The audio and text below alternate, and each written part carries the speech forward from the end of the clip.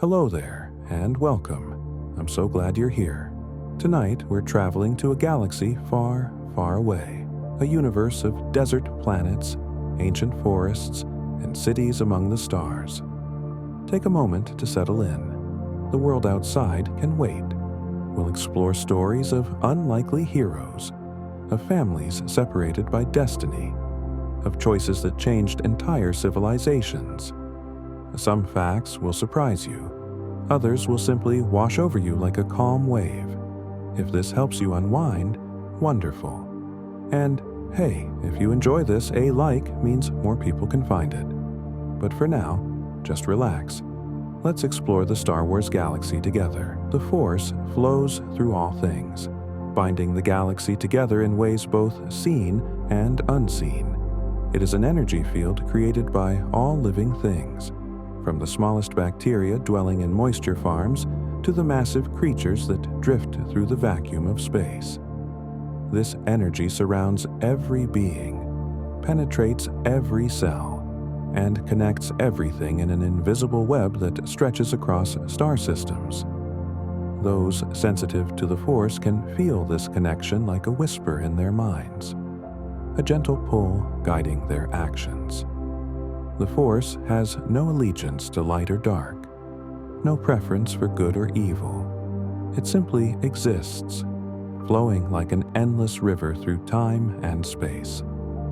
Some describe feeling the Force as warmth spreading through their chest, others as a coolness at the base of their skull. Jedi masters who devoted their lives to understanding this energy spoke of it not as a tool to be wielded, but as a presence to be respected, a companion that walks alongside those who open themselves to its guidance. In the earliest days of galactic civilization, thousands of years before the Empire rose, Force-sensitive beings began to gather on ancient worlds. They sought to understand the power that flowed through them, this energy that allowed them to sense emotions, move objects with thought alone, and glimpse fragments of possible futures. These first seekers built temples on planets where the Force felt strongest, where the boundary between the physical and the mystical seemed thinner. On Ahch-To, a water world of rocky islands and endless ocean, they constructed the very first Jedi temple from stone hewn by hand and force, each block placed with meditation and purpose. The temple stood on an island where the wind carried salt and ancient knowing, where the Force seemed to echo with the voices of those who came before.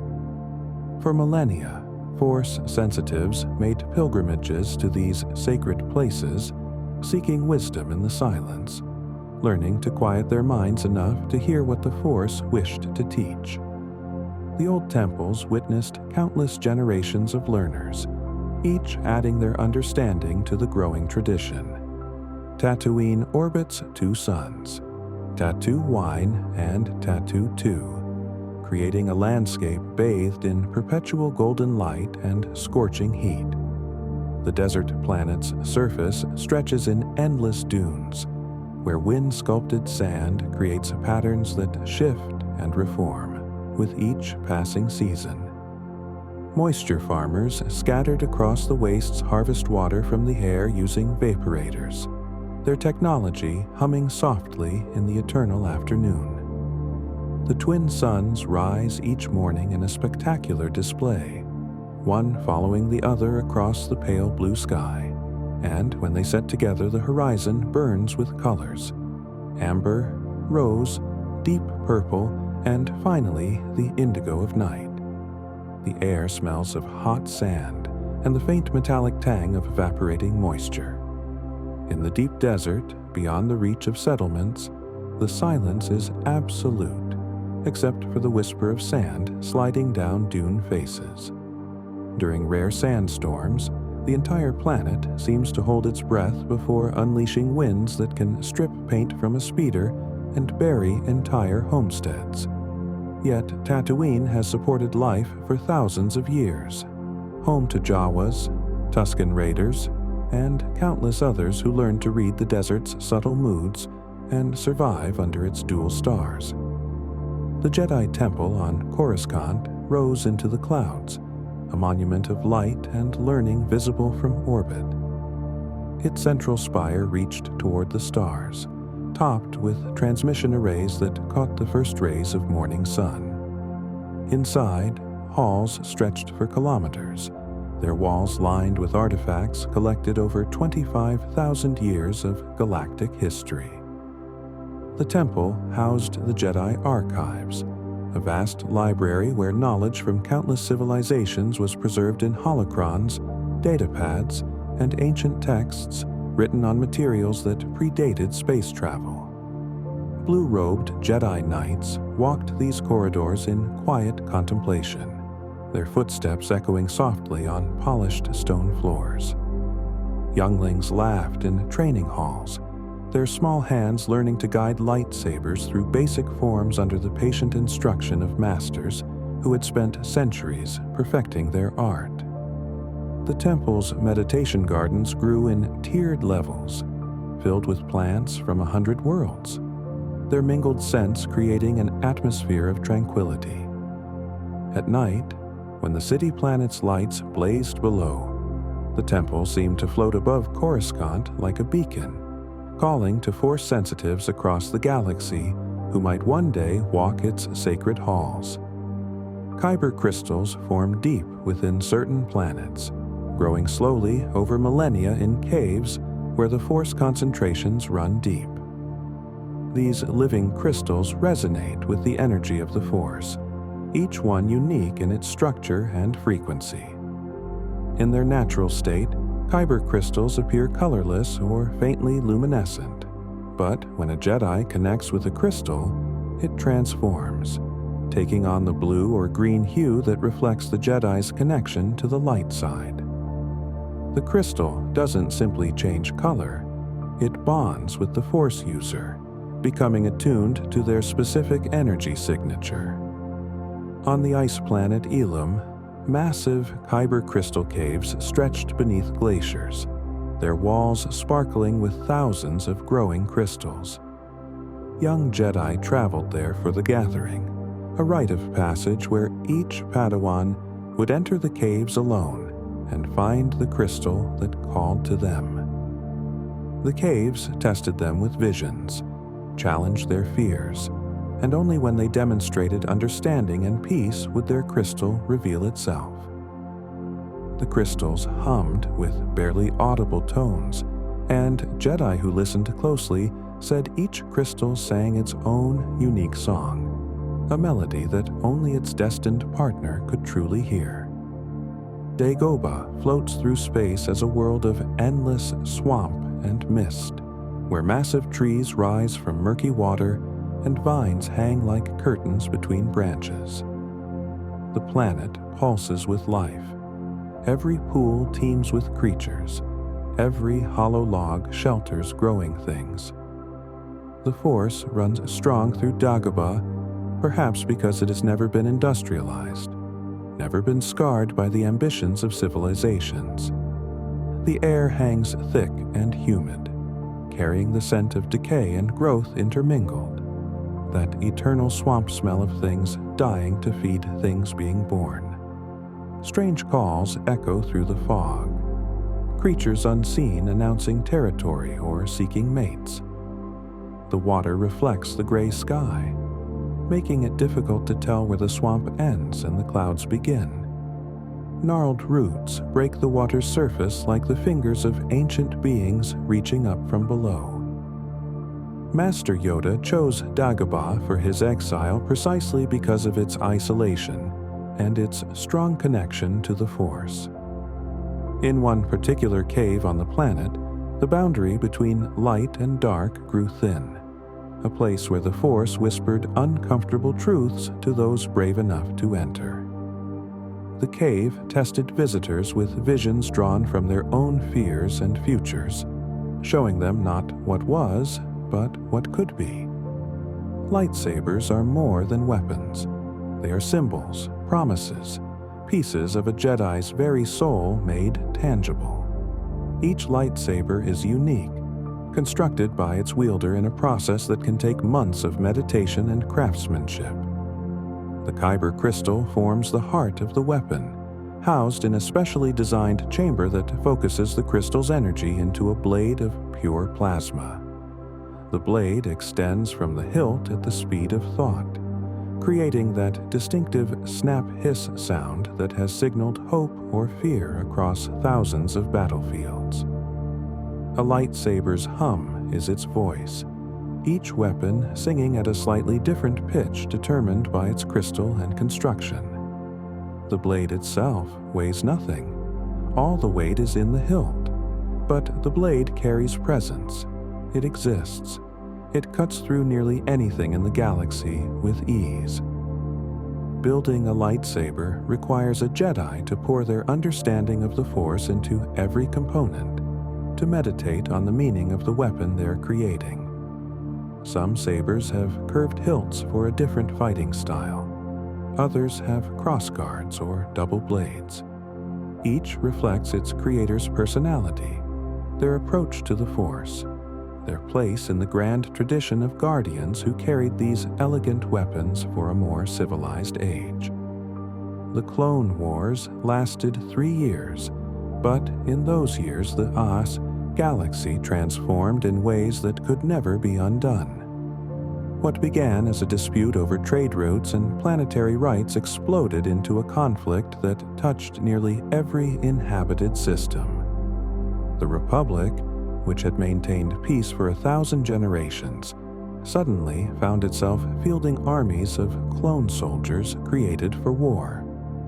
These soldiers, grown in the facilities on Kamino, were biologically identical, but each developed their own personality, their own hopes, despite being designed as living weapons. They fought alongside Jedi generals on worlds ranging from the ice plains of Orto Plutonia to the fungal forests of Felucia. The war's battles left scars, not just on the soldiers who fought them, but on the planets themselves. Cities were reduced to rubble, agricultural worlds were scorched, and populations were displaced by the millions. Yet, between the battles, there were moments of quiet, brief respites where clone troopers would gather around heating units in forward bases and tell stories, where Jedi would meditate in bombed-out temples, seeking guidance from a force that seemed to grow more clouded with each passing day. The war changed everyone it touched, hardening hearts that had known only peace. When Order 66 was activated, the Jedi Order fell in a single night. Across the galaxy, on 1,000 different worlds, clone troopers who had fought beside Jedi for years suddenly received a command buried deep in their genetic programming. Without hesitation, without remorse, they turned their weapons on the Jedi they had called friends. Some Jedi died instantly, surprised by blaster fire from soldiers they trusted. Others managed brief defenses, their lightsabers deflecting bolts before being overwhelmed by sheer numbers. The Jedi Temple on Coruscant, that pinnacle of light and learning, was invaded by the newly christened Darth Vader, leading the 501st Legion. The temple's halls, which had echoed with meditation and scholarly debate for millennia, witnessed violence and loss. Even the youngest in the temple, those still learning to feel the Force, were not spared. By morning, the temple stood silent, its corridors empty, the light that had burned there for 25,000 years extinguished. Across the galaxy, surviving Jedi went into hiding, scattering to the outer rim and wild space, trying to make sense of a galaxy that no longer wanted them. Endor's forest moon orbits a gas giant, its surface covered in enormous trees that reach hundreds of meters into the sky. These ancient trees, some over 1,000 years old, form a canopy so thick that the forest floor exists in perpetual twilight. Moss grows on everything, soft and thick, muffling footsteps and giving the forest an atmosphere of hushed reverence. The Ewoks, small furry inhabitants of the moon, built their villages high in the branches, constructing elaborate systems of wooden platforms and rope bridges that sway gently when the wind passes through. At night, the forest fills with bioluminescent fungi that glow in blues and greens, turning the pathways into something from a dream. The smell is of damp wood and growing things, of clean air filtered through billions of leaves. Water collects in natural pools at the bases of great trees, crystal clear and cold. The forest teems with life. Birds with bright plumage call from hidden perches, insects drone in the afternoon warmth, and larger creatures move through the undergrowth with surprising stealth given their size. Despite the Battle of Endor that raged in its skies and on its surface, the forest persists, patient and eternal, slowly reclaiming the scattered debris of war. Yoda lived for 900 years, training Jedi for 8 centuries of that span. In his time, he witnessed the Republic's golden age, saw the Jedi Order grow to thousands of members, and watched as both fell to darkness and ambition. His species remains a mystery. There are no records of his homeworld, no other members of his kind in galactic databases. Yet Yoda's wisdom became legend. He taught through stories and seemingly nonsensical phrases that carried deep truth for those patient enough to contemplate them. His connection to the Force ran deeper than perhaps any Jedi in the Order's history, allowing him to sense disturbances across vast distances and perceive the threads of the cosmic force weaving through events. In his final years, living in exile on Dagobah, Yoda meditated on his failures and the Order's blindness. He came to understand that attachment to tradition can be as dangerous as attachment to individuals, that sometimes destruction is necessary for renewal. When he finally became one with the Force, his body disappeared, his consciousness joining the eternal energy that flows through all existence. His voice can still guide those who learn to listen through the Force, a whisper of wisdom that transcends death. Mustafar burns eternally, a world of active volcanoes and rivers of lava that flow like blood through channels carved by heat and time. The planet's surface temperature makes unprotected survival impossible. Even in environmentally controlled facilities, the heat seeps through walls, making the air shimmer. The sky glows orange and red, choked with ash that falls like snow, coating everything in a layer of fine gray powder. Lava fountains erupt without warning, sending molten rock hundreds of meters into the sulfurous atmosphere. The smell is of burning stone and chemicals, acrid enough to make eyes water even through filters. On Mustafar, Anakin Skywalker fought his final battle as a Jedi, dueling his former master Obi-Wan Kenobi on platforms suspended over lava flows. The confrontation ended with Anakin's terrible injuries and his transformation into Darth Vader, the black-armored enforcer of the Empire. The volcanic planet seemed an appropriate stage for such a fall, a place where even stone burns, where nothing soft or gentle can survive. After that day, Mustafar became synonymous with transformation through suffering, a world where one identity was consumed by fire and another rose from the ashes, darker and more terrible than what came before. The Death Star represented the Empire's ultimate expression of power and control, a moon-sized battle station capable of destroying entire planets with a single shot from its super laser. The station's construction required resources from thousands of systems, its skeleton frame assembled in secret over decades. Inside, over 1 million personnel maintained its systems, operated its weapons, and enforced the Emperor's will. The Death Star's corridors stretched for hundreds of kilometers, a maze of gray metal and harsh lighting, where stormtroopers marched in formation and officers barked orders. Its detention blocks held political prisoners. Its hangars housed thousands of TIE fighters, and its reactor core pulsed with enough energy to power entire star systems. When the Death Star demonstrated its power by destroying Alderaan, a peaceful world of artists and diplomats, billions of lives ended in an instant. Princess Leia felt the disturbance through the Force even from her cell. A tremendous wrongness, as if millions of voices suddenly cried out and were silenced.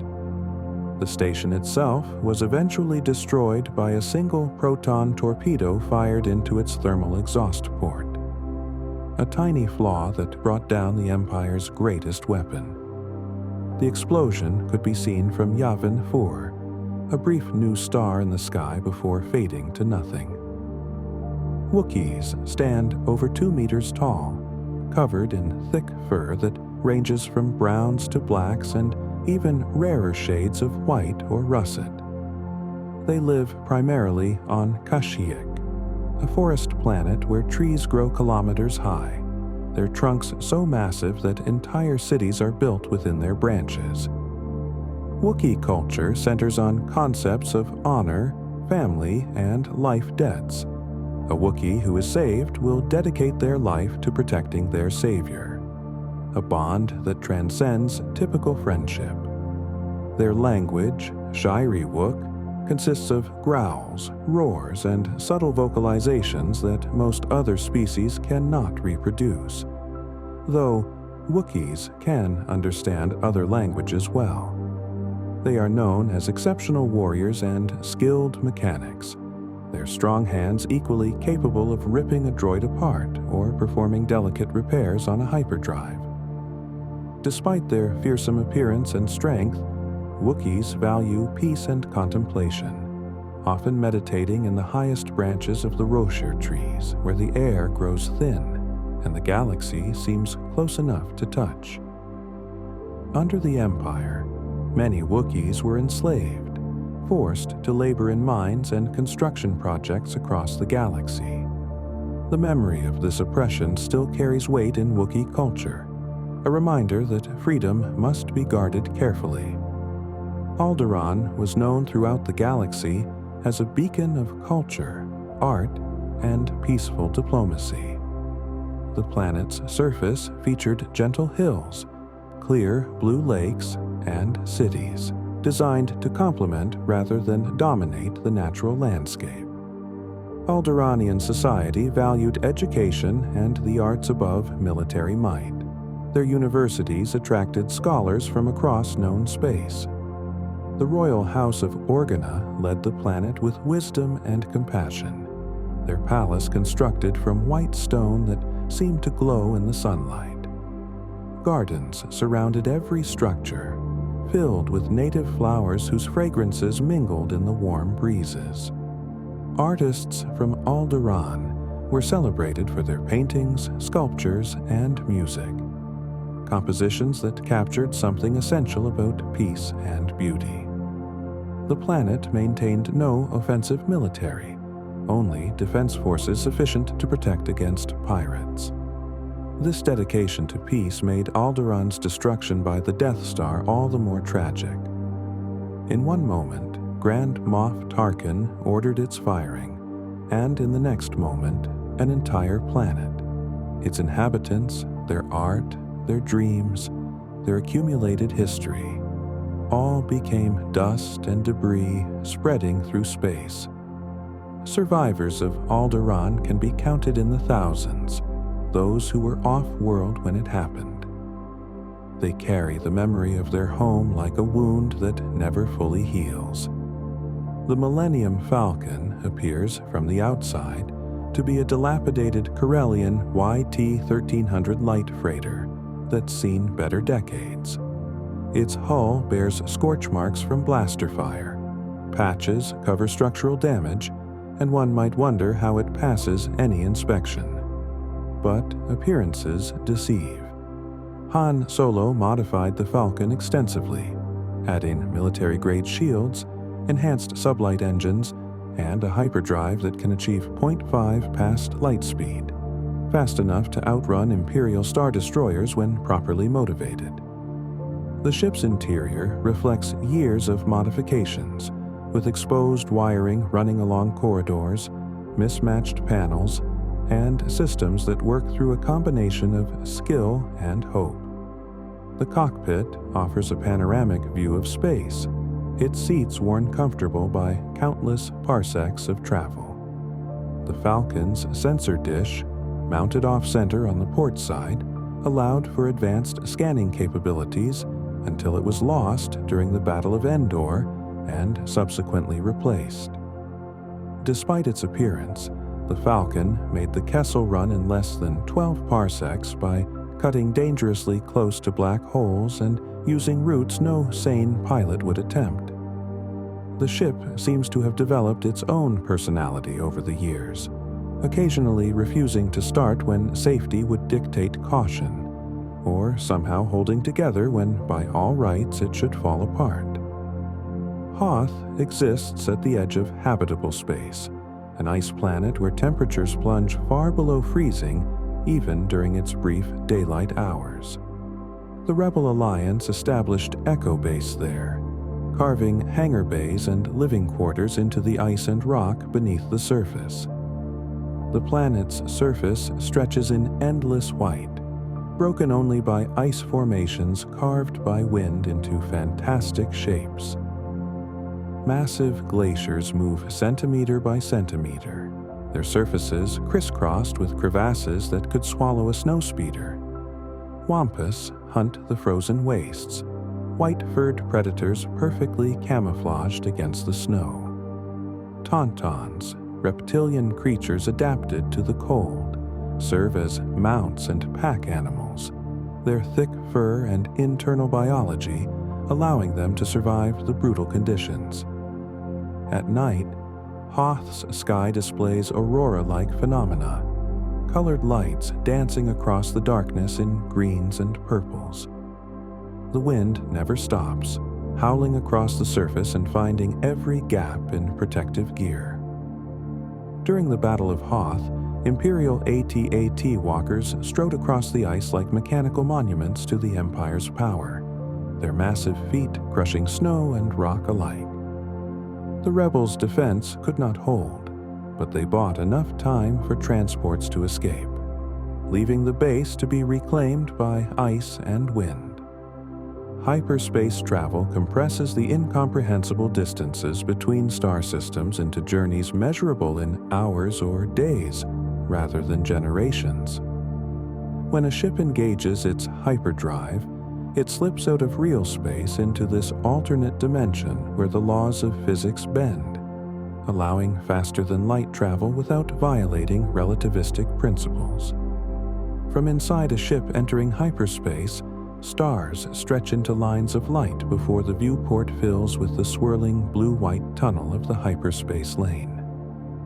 The experience feels oddly quiet despite the incredible velocities involved, as if the ship exists in a pocket of calm between realities. Navigation requires precise calculations. A miscalculation of even a fraction of a degree could result in emerging inside a star or colliding with an asteroid.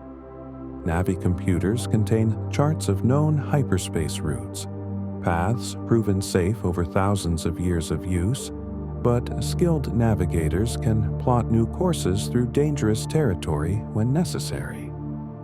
Some species claim to feel hyperspace travel as a subtle wrongness, a sensation of being displaced from where they should be.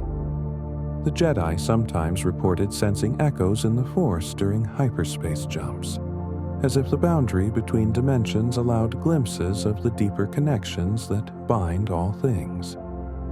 Upon exiting hyperspace, stars resolve back into their proper positions, and the ship returns to the normal flow of space-time. Camino orbits its sun covered entirely by oceans that stretch to depths of several kilometers. Rain falls constantly on Camino, drumming against the platforms of Tipoca City and other settlements built on massive stilts that rise above the churning waves.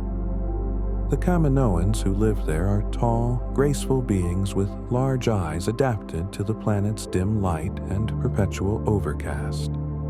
They mastered cloning technology to levels unmatched in the galaxy, creating perfect genetic copies with controlled traits and enhanced abilities. In their laboratories, growth chambers lined walls in the thousands, each containing a developing clone at various stages of maturity. The clone army created for the Republic originated here. Millions of soldiers grown from the template of bounty hunter Jango Fett. The Kaminoans viewed their work with scientific detachment, designing soldiers as one might design tools, efficient, reliable, optimized for their purpose. Yet, despite being created from the same genetic source, the clones developed individual personalities, nicknames, preferences. Some specialized as pilots, others as engineers or medics. They formed bonds with each other and with the Jedi who led them. The reign of Kamino accompanied their first moments of consciousness and would continue falling long after the Grand Army of the Republic ceased to exist. Coruscant glows from space like a jewel, a planet-wide city where trillions of beings live in towers that reach kilometers into the atmosphere. The entire surface has been built over, layer upon layer, until the original ground lies buried under thousands of levels of construction. Sky lanes fill the air with endless traffic, speeders, shuttles, and transports flowing in regulated patterns between the towers. At the top levels, senators and corporate executives live in luxury penthouses with views that stretch to the horizon. In the middle levels, markets bustle with activity. Restaurants serve cuisine from 1,000 worlds, and ordinary beings go about their lives amid the constant hum of urban existence. The lower levels descend into darkness and decay, areas where sunlight never reaches, where the forgotten and desperate carve out existences in the shadows of the gleaming surface. The Jedi Temple stood in the upper levels, its spires visible from much of the planet, a reminder of the Order's place in galactic affairs.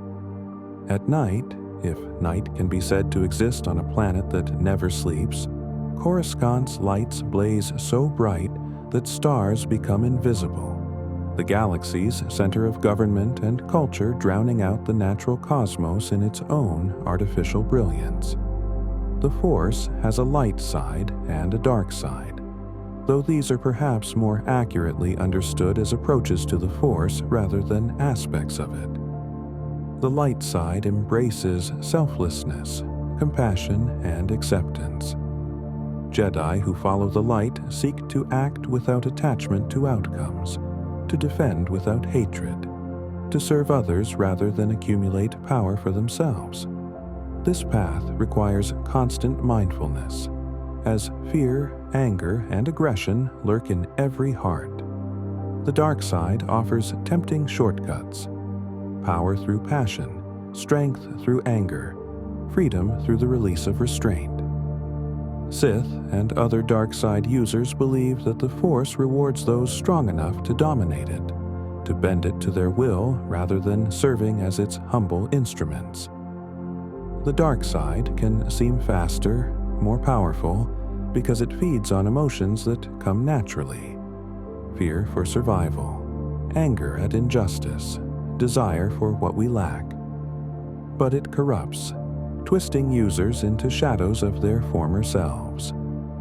Those who fall to the dark side often believe, themselves justified, that their actions serve some greater good, only to wake one day and realize they've become the very thing they once opposed.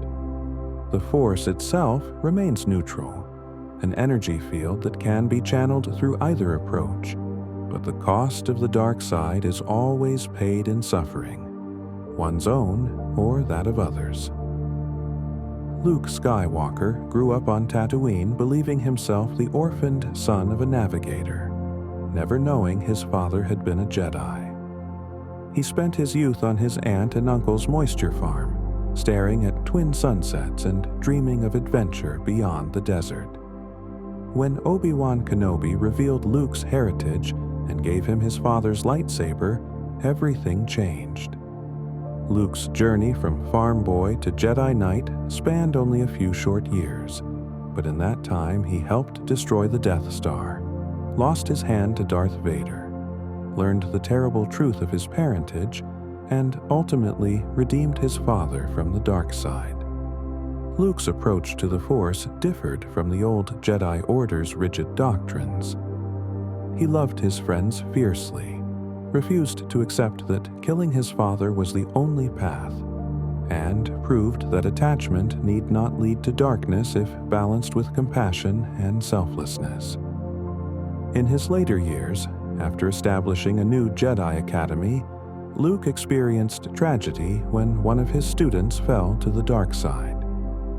The guilt and disappointment drove him to exile on Ahch-To, the site of the first Jedi Temple, where he lived among ancient texts and the simple routine of fishing and meditation. Even in exile, Luke could not fully abandon his nature.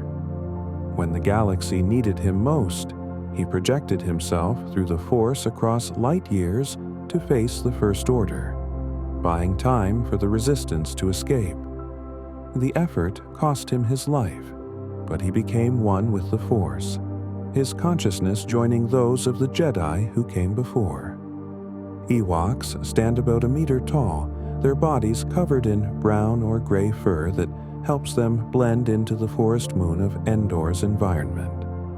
Though primitive by galactic standards, using stone tools and treating modern technology with a mixture of reverence and confusion, Ewoks demonstrate intelligence and adaptability that should not be underestimated. They live in large tribes in villages built high in the trees, their homes constructed from branches and vines woven together with surprising strength. Ewok society values community and ritual, with celebrations involving drums, horns, and dancing that continues late into the night. They are skilled hunters and gatherers, knowing every plant and creature in their forest.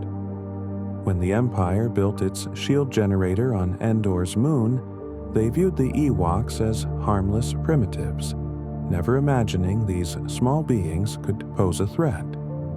But Ewoks proved resourceful, using logs as battering rams, nets and rope traps to ensnare scout troopers, and rock-hurling catapults against AT-STs. Their contribution to the Battle of Endor, though often overlooked in galactic history, was significant. They helped turn the tide of the ground battle while the fleet fought in orbit above. The Force sometimes grants visions to those sensitive to its flow, glimpses of possible futures or distant events happening in the present. These visions come unbidden, often during meditation or sleep, arriving as images, feelings, or certainties whose source cannot be explained. Some Jedi spent years learning to interpret these visions, understanding that what the Force shows is not fixed fate, but possibility. Branches that might grow or wither depending on the choices people make. Anakin Skywalker experienced visions of his wife Padme dying in childbirth. Visions so vivid and terrifying that they drove him to desperate acts in attempting to prevent them.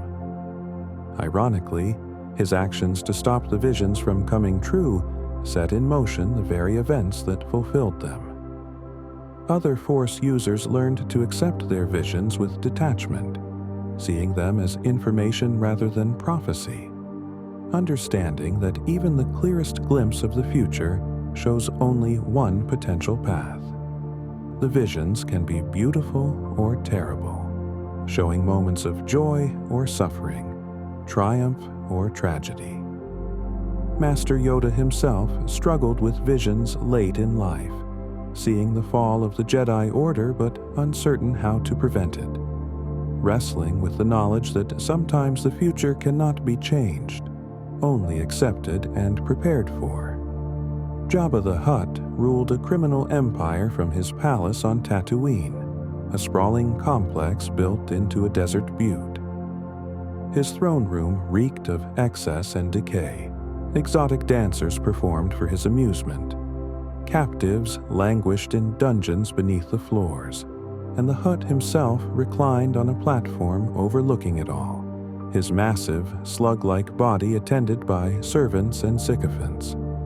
Jabba's influence extended far beyond Tatooine, his interests including smuggling, slavery, spice running, and countless other enterprises that skirted or outright violated galactic law. He spoke Hutes, a guttural language that many beings across the galaxy learned out of necessity when dealing with his organization.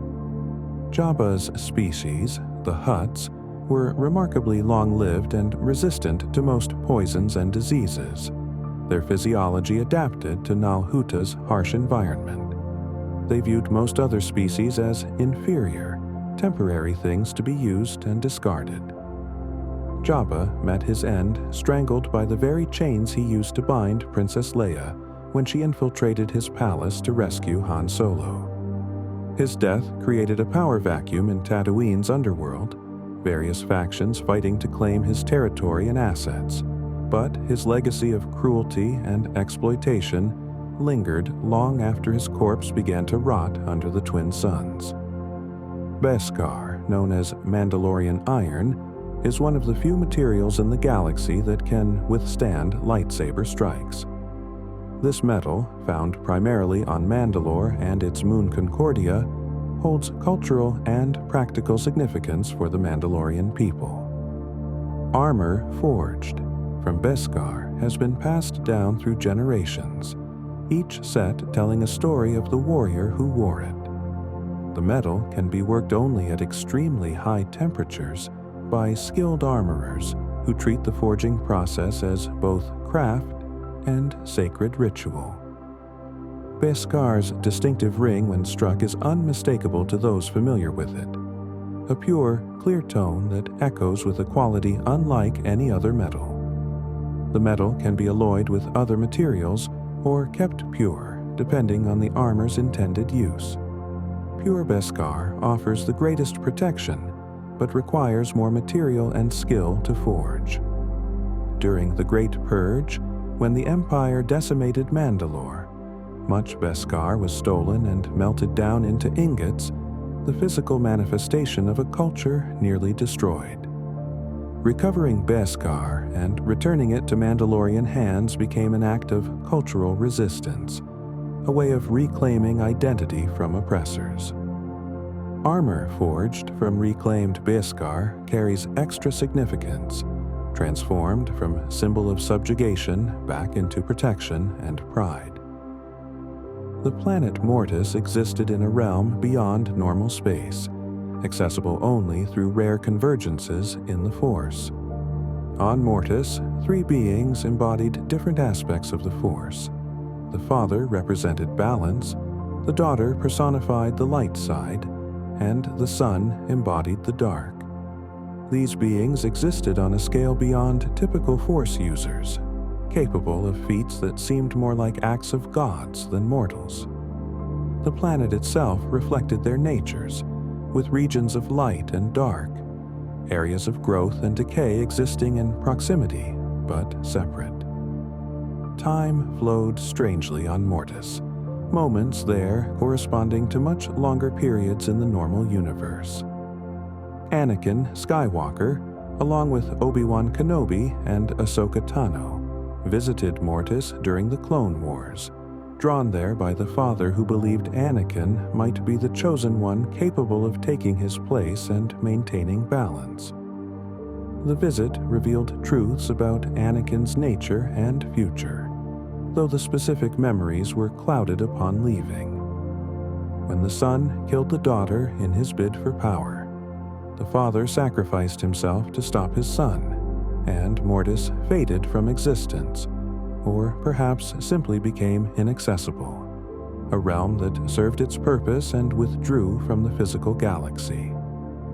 The episode left those who experienced it questioning what they had seen, whether it was real or vision, a place or a metaphor made tangible by the Force.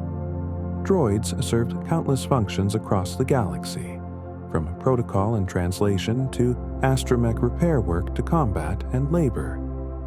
Yet, galactic society often treats droids as property rather than beings, despite evidence that they develop personalities, preferences, and something very much like emotions. R2-D2, for instance, displayed loyalty, courage, and what could only be called sass over decades of service.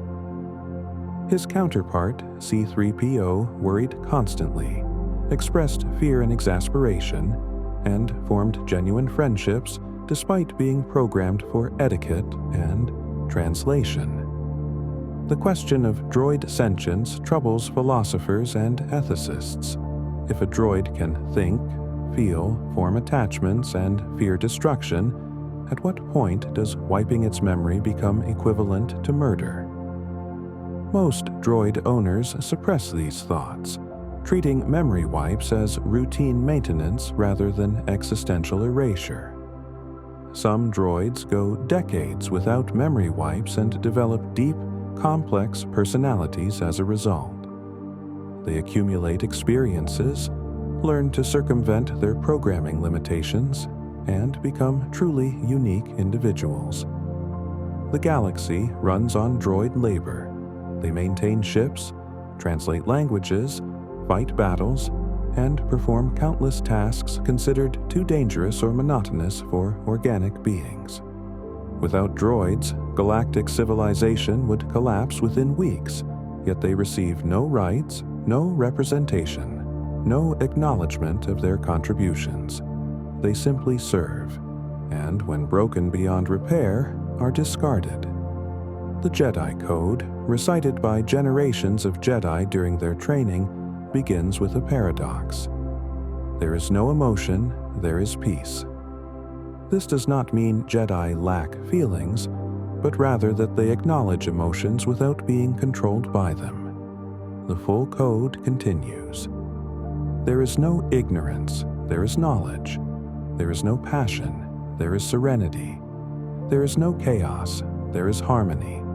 There is no death, there is the Force. Each line contains layers of meaning explored through years of meditation and study. The emphasis on peace over emotion aims to prevent fear, anger, and attachment from clouding judgment. The Jedi recognized these as paths to the dark side, roads that seem justified but lead to suffering. Knowledge over ignorance speaks to the Jedi's role as scholars and teachers, maintaining the archives and seeking understanding. Serenity, instead of passion, warns against becoming consumed by desires or hatreds. Harmony from chaos represents the Jedi's mission to serve as peacekeepers, finding balance in a turbulent galaxy. The final line, "There is no death, there is the Force," offers a comfort that consciousness continues after physical death, that those who pass become one with the eternal energy field. Critics of the Jedi Order argue that the Code's denial of emotion created problems, that suppressing natural feelings rather than learning to process them healthily contributed to the Order's blindness and ultimate fall. Perhaps a more balanced approach would acknowledge emotion while maintaining perspective, a middle path the old order never quite found. Naboo is a world of contrasts. Above ground, rolling green hills, crystal-clear lakes, and elegant cities where architecture harmonizes with nature. Below the surface, a vast network of caves and underwater passages houses the Gungan civilization with their bubble-shielded cities. The Naboo people value art, education, and democracy, their leaders elected for terms rather than inheriting power by birthright. Queen Amidala, who would later be known as Senator Padme Amidala exemplified Naboo's ideals: compassion, intelligence, courage combined with a dedication to serving others before self. The planet's capital city of Theed features buildings constructed from yellow stone with green domed roofs, surrounded by waterfalls that cascade down cliffs into the valley below. In summer, the fragrance of flowers fills the air, and citizens gather in plazas to listen to music or poetry. Naboo maintains a small defense force, but relies primarily on its obscurity and diplomatic relationships for security. This peaceful nature made the Trade Federation's invasion all the more shocking. The mechanized droid armies seemed utterly foreign to a world that had not seen war in living memory. The invasion ultimately failed, thanks to the unlikely alliance between Naboo's surface dwellers and the Gungans, proving that cooperation between different cultures could overcome seemingly insurmountable odds. The concept of balance in the Force has been interpreted differently across millennia. Many Jedi believed balance meant the eradication of the dark side, that only the light should remain. But this understanding may be flawed.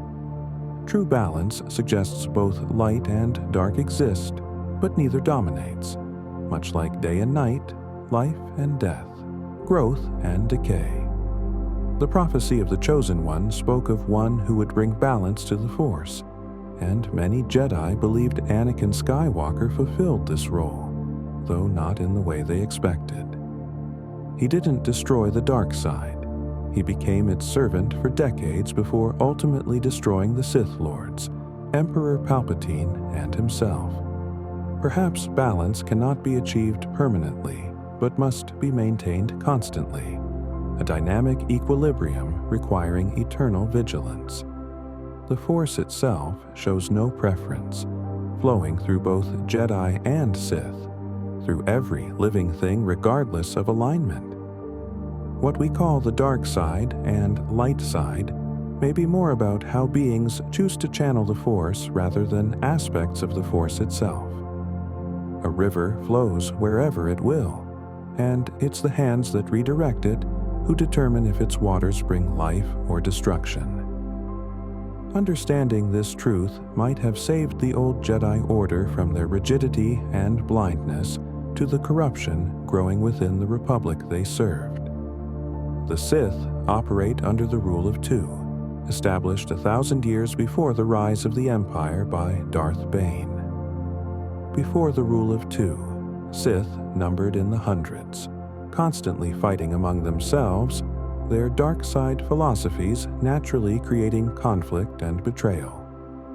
Bane recognized this weakness and decreed that from that point forward, there would be only two Sith at any time, one master to embody power and one apprentice to crave it. The master would teach the apprentice everything, holding nothing back, because the apprentice's mandate was to eventually surpass and kill the master, ensuring that each generation of Sith grew stronger than the last.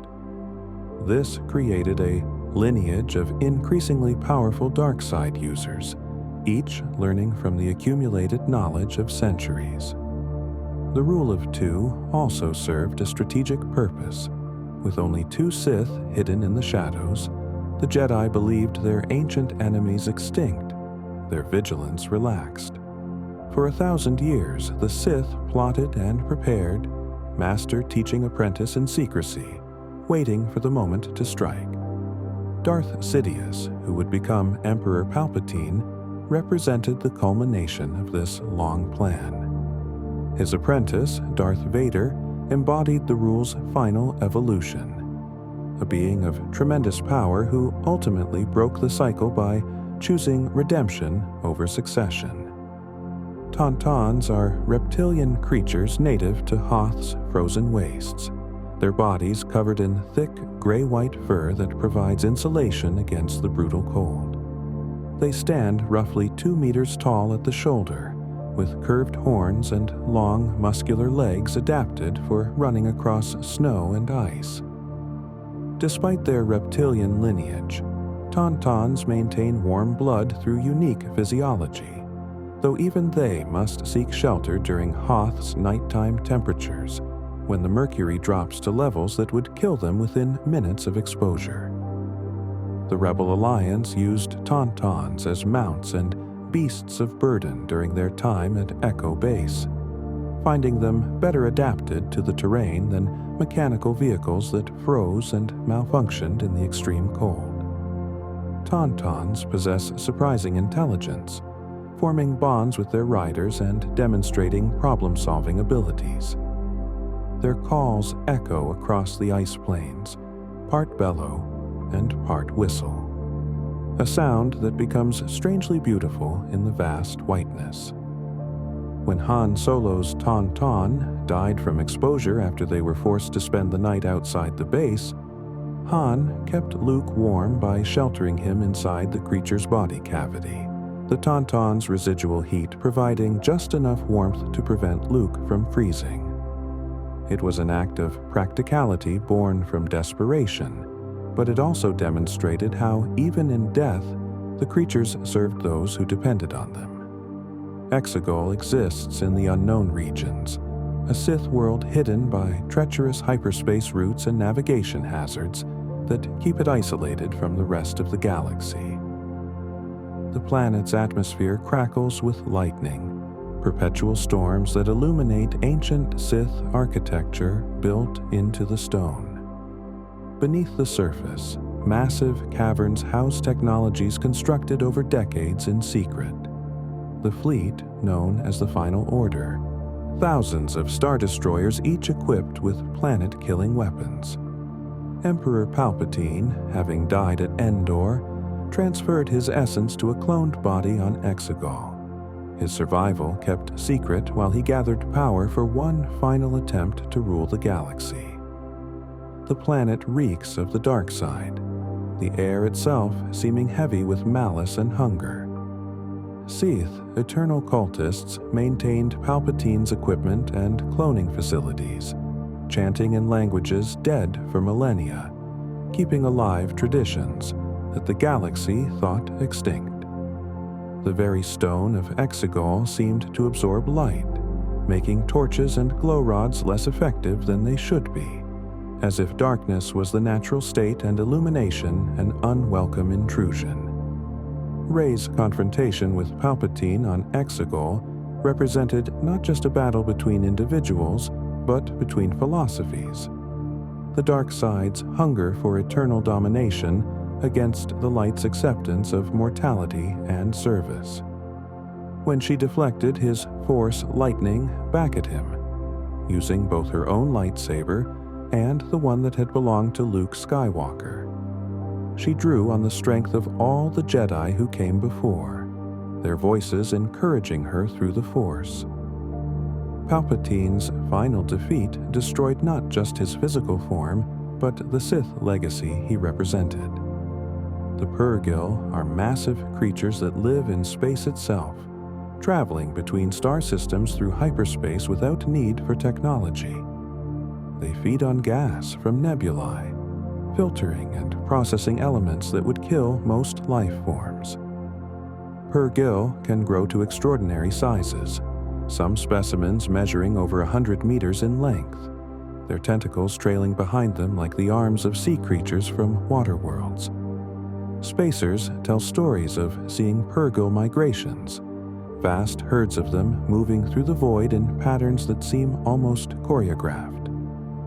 Some xenobiologists theorize that ancient peoples learned the principles of hyperspace travel from observing Purrgil, that the first hyperdrives mimicked biological processes that evolved naturally in these space whales. The creatures possess intelligence difficult to measure by standard metrics.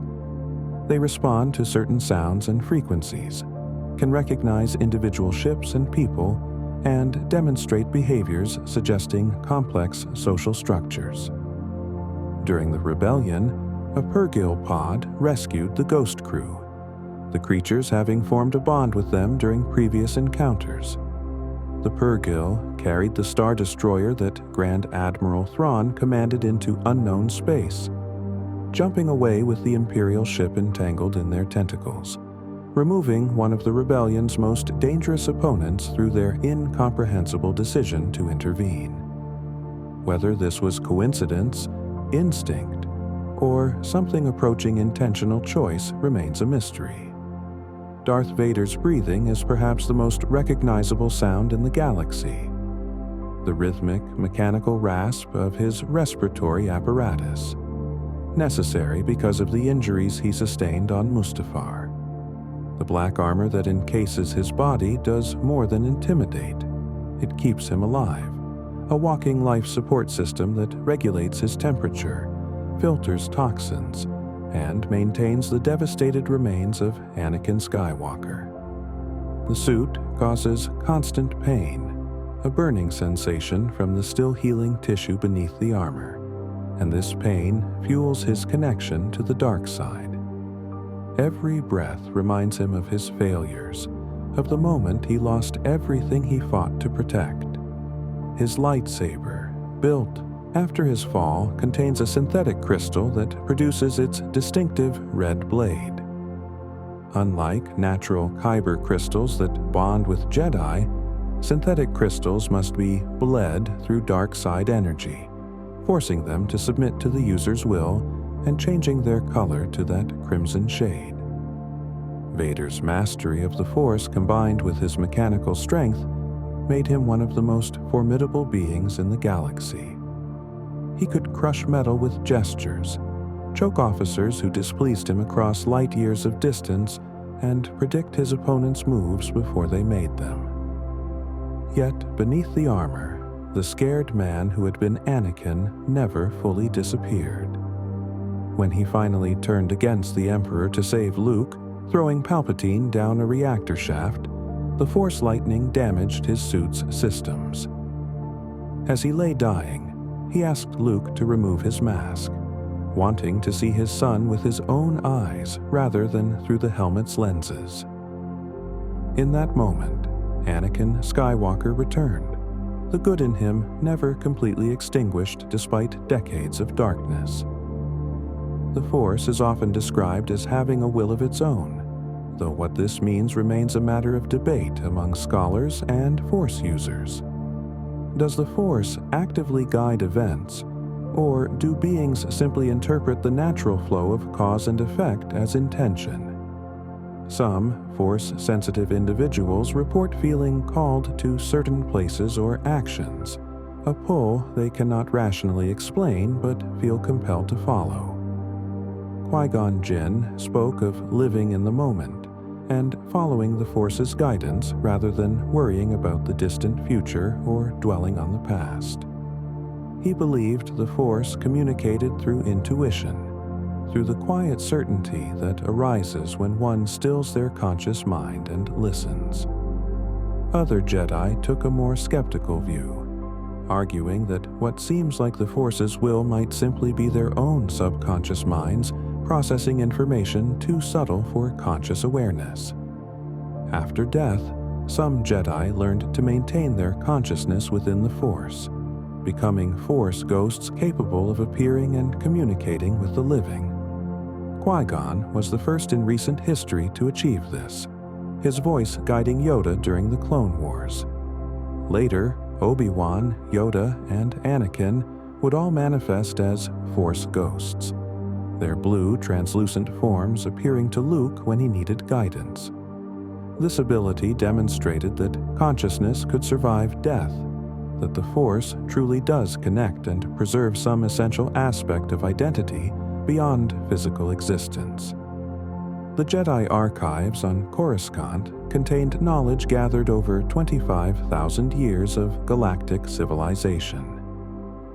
Row upon row of data storage units held information on everything from obscure planetary customs to detailed star charts of the known galaxy. Holocrons, devices that stored interactive recordings of long-dead Jedi Masters. lined special chambers where students could receive instruction from teachers who lived millennia ago. The archives were maintained by Jedi archivists who dedicated their lives to preservation and organization, none more dedicated than Jocasta Nu, who served as chief librarian for decades. The atmosphere in the archives encouraged contemplation, soft lighting, quiet that was enforced not by rule but by mutual respect, and the subtle scent of preserved materials. Researchers could spend years there, pursuing single questions, unraveling mysteries that might never have practical application but satisfied the soul's need to understand. When the Jedi Temple fell, much of the archives was destroyed or stolen. What remained became part of the Imperial Archives, knowledge repurposed to serve the Empire's goals. Some Jedi who escaped Order 66 carried holocrons with them, preserving fragments of the lost wisdom, but much was simply gone forever. Millennia of accumulated understanding turned to ash in a single night. Cred is a mineral world covered in a layer of white salt over red soil, creating a landscape that looks like snow-covered plains until disturbed. The abandoned rebel base there, left over from earlier conflicts, became a refuge for the Resistance when they fled the First Order. The planet's surface is harsh and inhospitable, with few natural resources beyond the minerals that give it strategic value. Crystalline foxes, called volptices, inhabit the planet's caves, their fur forming crystalline structures that catch and reflect light, making them appear to shimmer. During the Battle of Crate, ski speeders racing across the salt plains kicked up red dust, creating crimson clouds that hung in the air like blood mist. The First Order's ATM-6 walkers advanced steadily, while TIE fighters strafed the retreating Resistance forces, the white landscape offering no cover. Luke Skywalker's Force projection appeared on Crate to face Kylo Ren, providing a distraction that allowed the Resistance to escape through tunnels shown to them by the volptices. Luke's form showed no footprints in the salt, a detail Kylo noticed too late.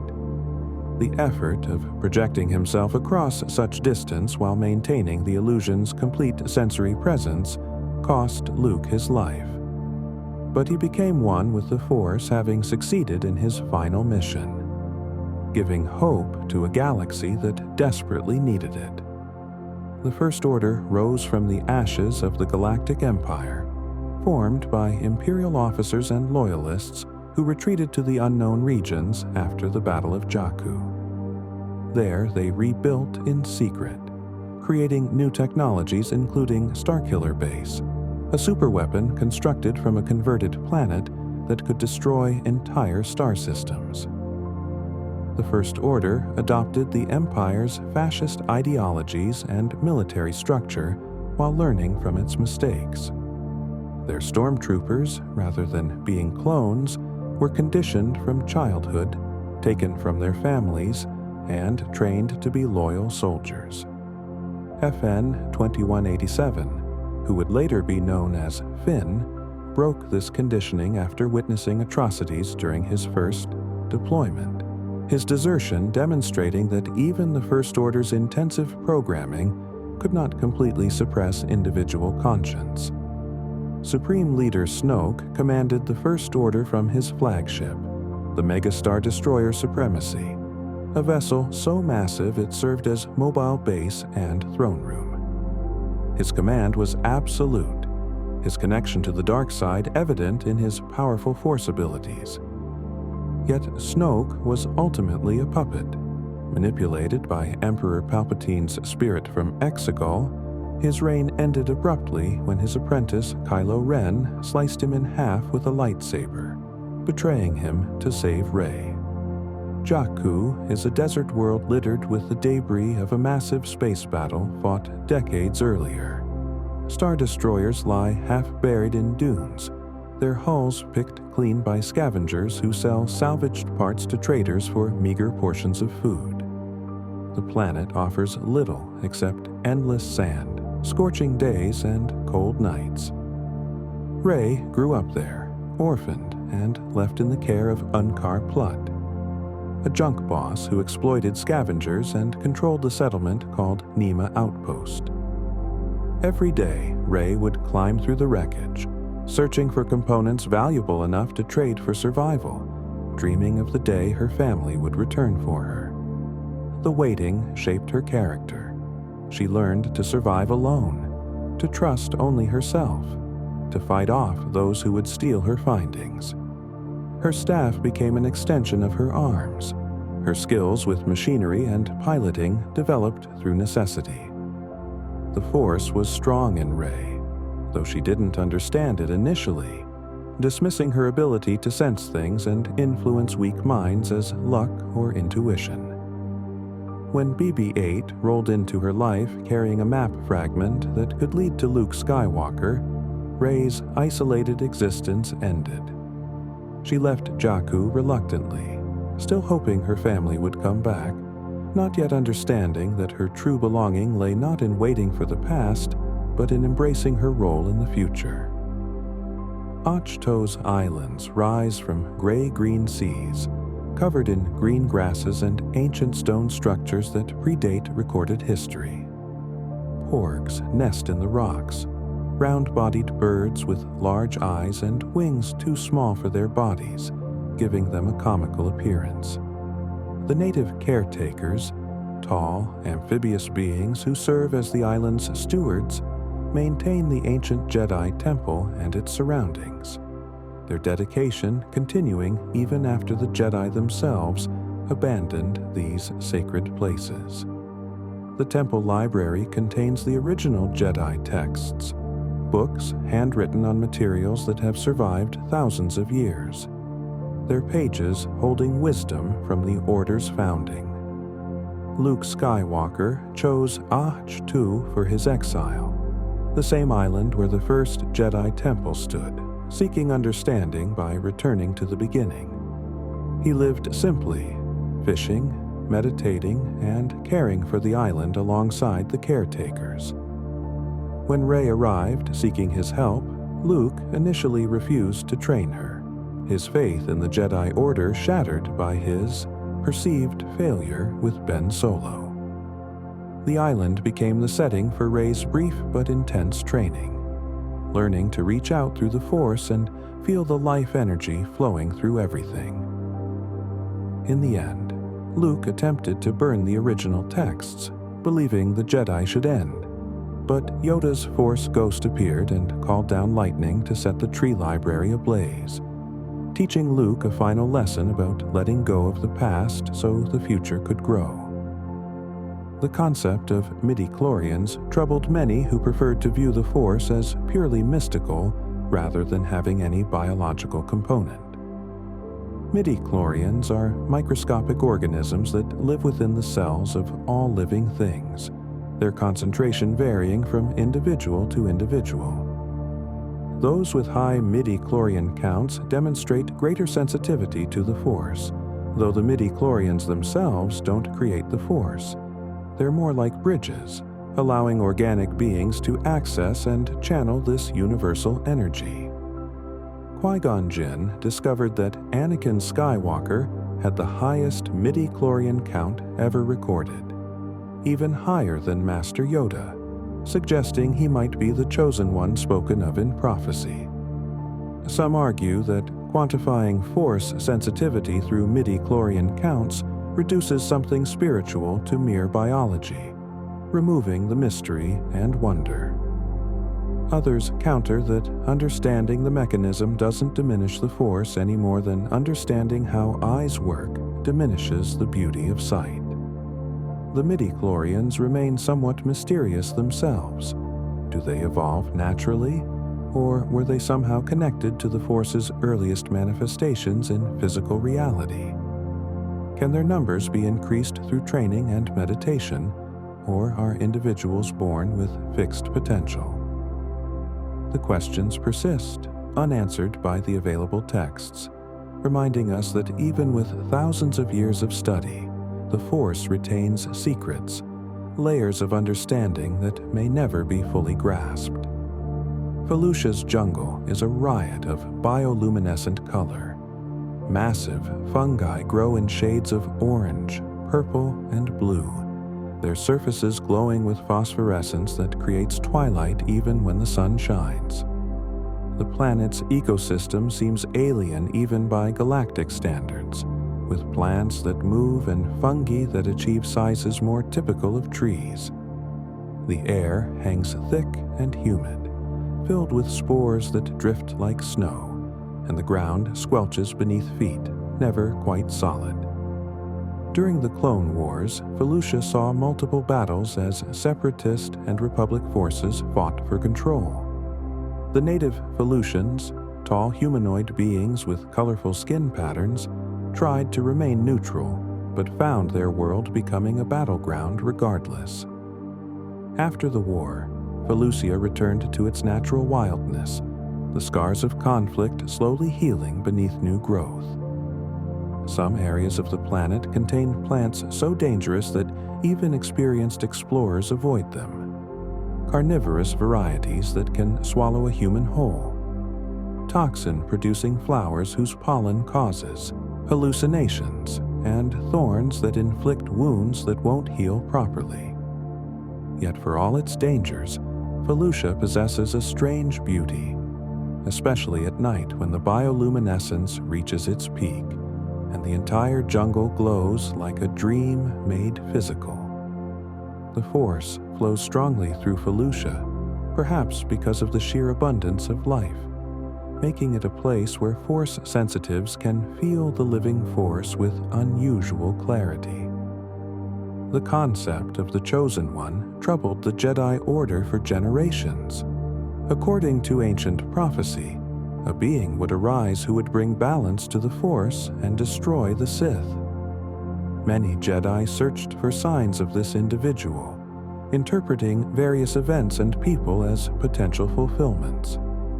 When Qui-Gon Jinn encountered Anakin Skywalker, a boy with unprecedented Force potential who had been conceived without a father, born of the Force itself, according to his mother, he believed he had found the Chosen One. The Council remained skeptical, sensing darkness and fear in the boy. Ultimately, Anakin did fulfill the prophecy, though not as the Jedi expected. He didn't destroy the Sith as a Jedi Knight in his prime. He became a Sith himself, Darth Vader, and only decades later, in his final moments, turned against his master to save his son, killing Palpatine and himself. In doing so, he eliminated the last two Sith Lords, bringing balance through sacrifice. The prophecy never specified that the Chosen One would succeed quickly or easily, that their path would be direct or uncomplicated. Perhaps that was its nature all along. Balance requires both light and dark, creation and destruction, the Chosen One embodying both aspects across a lifetime of choices. The Ghost, a VCX-100 light freighter, served as home and base of operations for a small rebel cell during the Empire's height. The ship belonged to Hera Syndulla, a Twi'lek pilot whose skills were legendary among those who knew her. She commanded a crew that included the Jedi Kanan Jarrus, his apprentice Ezra Bridger, the Lasat warrior Zeb, the teenage Mandalorian Sabine Wren, and the droid Chopper. Together, they conducted raids against the Empire, rescued prisoners, stole supplies, and inspired others to resist. The Ghost's engines could be modified to emit irregular signatures, making the ship harder to track, and its armaments, while not military grade, proved sufficient for their hit-and-run tactics. The ship contained hidden compartments for smuggling, a common feature among vessels that operated outside legal channels. Over years of service, the Ghost accumulated scars. Scorch marks from blaster fire, patched hull sections, and modifications that reflected its crew's needs and Hera's ingenuity. The ship survived the Battle of Endor, continuing to serve even after the Empire's fall, a testament to both its construction and the care of those who called it home. For Ezra, the Ghost represented his first real family after years alone on the streets of Lothal. For Kynan, it became a place of teaching and growth, where he learned to be both a Jedi and a mentor. For all of them, the Ghost was more than a ship. It was sanctuary, arsenal, and the place where they became who they were meant to be. Lothal started as an unremarkable outer rim agricultural world, its grasslands stretching to distant horizons, broken only by small settlements and the occasional stone mesa. When the Empire built factories there, they displaced farmers, polluted the environment, and transformed the capital city of Capital City into an industrial center. The native Loth cats, feline creatures with distinctive ears, watched as their world changed. Larger and far rarer Loth wolves prowled the wilderness, intelligent beings connected to Lothal's deep history. These massive predators could somehow create portals through space, traveling instantaneously across the planet through what locals called the World Between Worlds, a mystical plane accessible from certain locations. The wolves spoke, their voices heard through the Force, warning Ezra Bridger about threats and guiding him toward his destiny. When Governor Arenda Price ordered an attack that destroyed much of the rebellion on Lothal, she unknowingly set in motion events that would lead to the planet's liberation. Ezra, with the help of the Loth wolves and Purrgil, defeated Grand Admiral Thrawn by calling the Purrgil to entangle Thrawn's Star Destroyer and jump it away into unknown space. The victory came at tremendous cost. Ezra disappeared with the ship, his fate unknown. Lothal was freed, the factories dismantled, and the grasslands slowly began to recover. But those who fought there would never forget what it cost to restore their home. The Rule of Two demanded that each Sith apprentice eventually surpass their master, killing them and taking an apprentice of their own. This created problems when apprentices felt ready before truly achieving superiority, leading to failed coups that weakened both parties. Darth Sidious, as Palpatine was known to the Sith, navigated this carefully with his apprentices. Darth Maul, trained from childhood, seemed perfectly suited to the role until Obi-Wan cut him in half on Naboo. Palpatine replaced him with Count Dooku, a former Jedi who took the name Darth Tyrannus.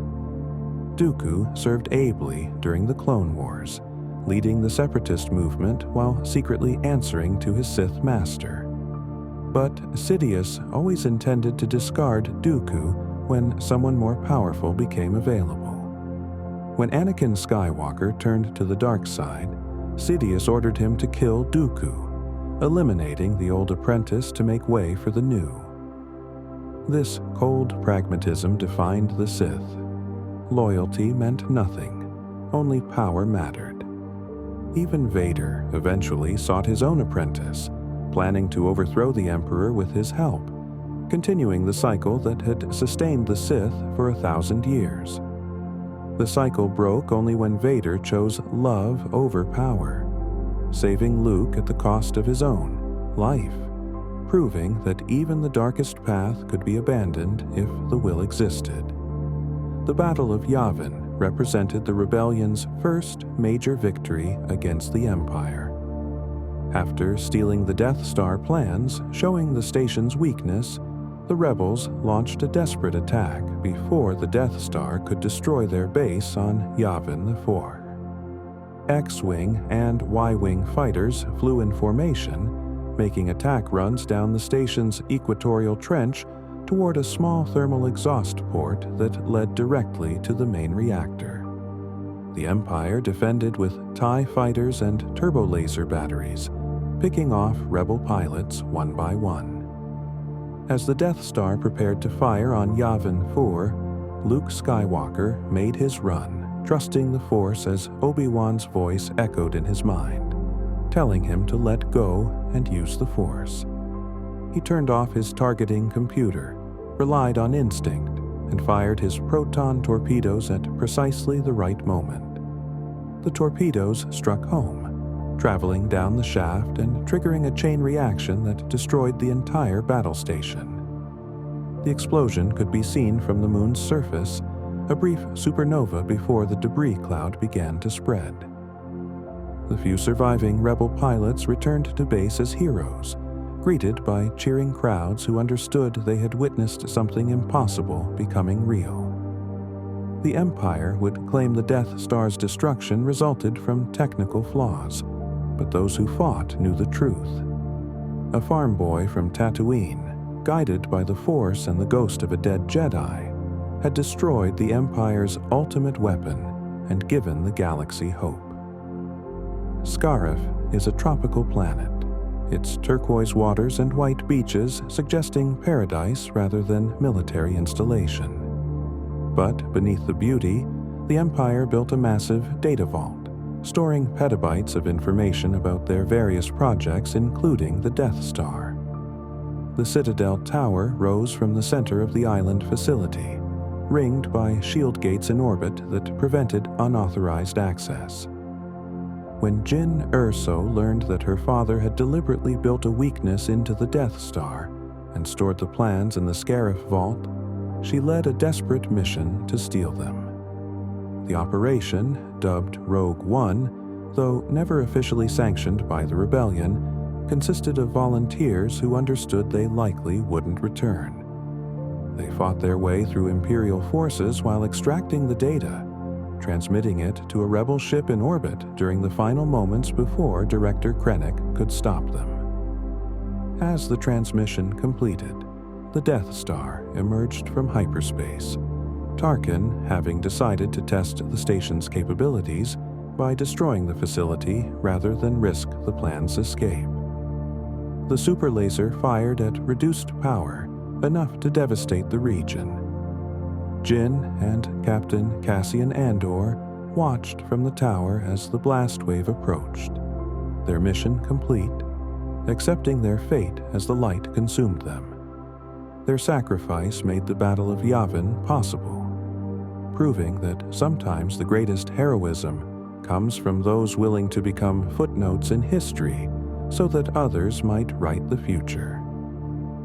The world between worlds exists outside normal space and time, a mystical plane accessible only through rare portals, and only to those strong in the Force. Within this realm, circular doorways show different moments in time, not just visions or echoes, but actual windows into past and future. One can potentially reach through these portals to alter events, though doing so carries tremendous risk. Ezra Bridger discovered the world between worlds on Lothal, accessing it through a Jedi temple. Inside, he heard voices from across time, conversations between Jedi long dead, battles not yet fought, moments overlapping in ways that defied normal causality. Through one portal, he saw Ahsoka Tano fighting Darth Vader in the Sith temple on Malachor, the moment when she appeared to die. Ezra reached through and pulled her to safety, saving her life, but potentially altering the timeline. Ahsoka understood the danger, warning him that some events must happen as they did, that changing too much could unravel everything. Emperor Palpatine tried to access the world between worlds, recognizing its power to reshape history itself, but Ezra managed to seal the portal before the Emperor could enter. The realm demonstrates that time in the Force is not strictly linear, that past, present, and future exist simultaneously in the cosmic consciousness that underlies reality. The Bendu was an ancient Force-wielding creature encountered on the planet Atollon, a being who claimed to represent the center, neither light nor dark. Massive in size, the Bendu could control weather and seemed able to appear and disappear at will. He spoke in riddles and paradoxes, frustrated by both Jedi and Sith for their refusal to see beyond their limited philosophies. The Bendu argued that light and dark were not opposites, but complementary aspects of a greater whole, that rejecting one while embracing the other created imbalance. His philosophy challenged the Jedi's certainty that the light side represented absolute good. When Kanan Jarrus sought his help, the Bendu refused to take sides in the conflict between the rebellion and Empire, claiming such distinctions meant nothing to one who existed in the center. But when pushed, the Bendu revealed that even he could not maintain perfect neutrality, that his anger when disturbed proved he was not truly beyond the dark side's influence. The Force contains mysteries beyond Jedi and Sith understanding, beings and phenomena that don't fit neatly into established categories. The Bendu represented one such mystery, suggesting that the Force's true nature may be far more complex than any philosophy has successfully captured. Whether the Bendu still exists, or if he was unique, or if others like him live hidden in the galaxy, remains unknown. Kylo Ren, born Ben Solo, inherited immense Force potential from both sides of his family, the Skywalker legacy, through his mother Leia and the Force sensitivity that ran through generations. But potential is not destiny, and Ben's path led him toward darkness despite the love of his parents and the teachings of Luke Skywalker. Sensing darkness growing in his nephew, Luke briefly considered killing Ben in his sleep to prevent the fall, igniting his lightsaber and standing over the sleeping boy before his conscience stopped him. But Ben woke, saw the ignited blade, and believed his master truly meant to kill him. The betrayal he felt pushed him toward the darkness Snoke had been cultivating from afar.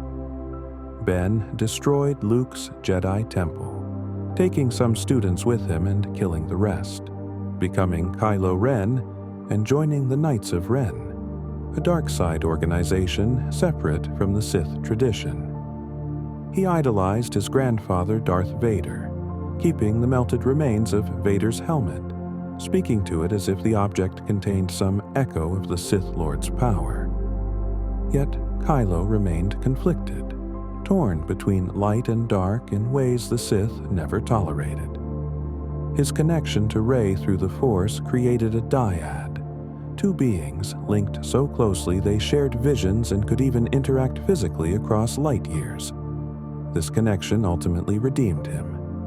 When Rey healed his mortal wound and told him she wanted to take Ben Solo's hand, not Kylo Ren's, he finally cast off the dark side.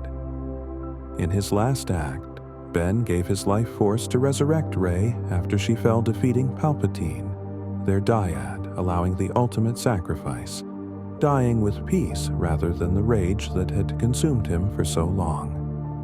The resistance formed when Leia Organa recognized that the First Order posed a genuine threat despite the New Republic's refusal to acknowledge it. Operating with limited resources and volunteers, they struck at First Order targets, trying to slow their expansion. After the First Order destroyed the Hosnian system, the New Republic's capital and much of its fleet, in a demonstration of Starkiller Base's power, the Resistance became the galaxy's only significant opposition to the First Order's conquest. Their base was discovered, forcing evacuation under fire, the fleet jumping to hyperspace while pursued relentlessly. The chase lasted for days, fuel running low, hope dwindling as the First Order tracked them through hyperspace using technology the Resistance didn't know existed. Vice Admiral Holdo assumed command after Admiral Akbar died during an attack. Her plan to slip away in untracked transports while the cruiser continued as a decoy, seeming to lack faith in the crew. But when the plan was discovered, Holdo stayed aboard the cruiser alone, pointing it at the First Order's flagship and jumping to light speed through the enemy fleet. The impact at faster-than-light speed tore through multiple Star Destroyers, a sacrifice that bought time for survivors to reach Crate. By the end, the entire Resistance fit in the Millennium Falcon, reduced from thousands to mere dozens, holding on to hope that the galaxy would answer their call for help, that the spark they carried would eventually ignite a fire that would burn the First Order to ash. The Skywalker lightsaber passed through multiple hands across generations, each wielder leaving their mark on its legacy.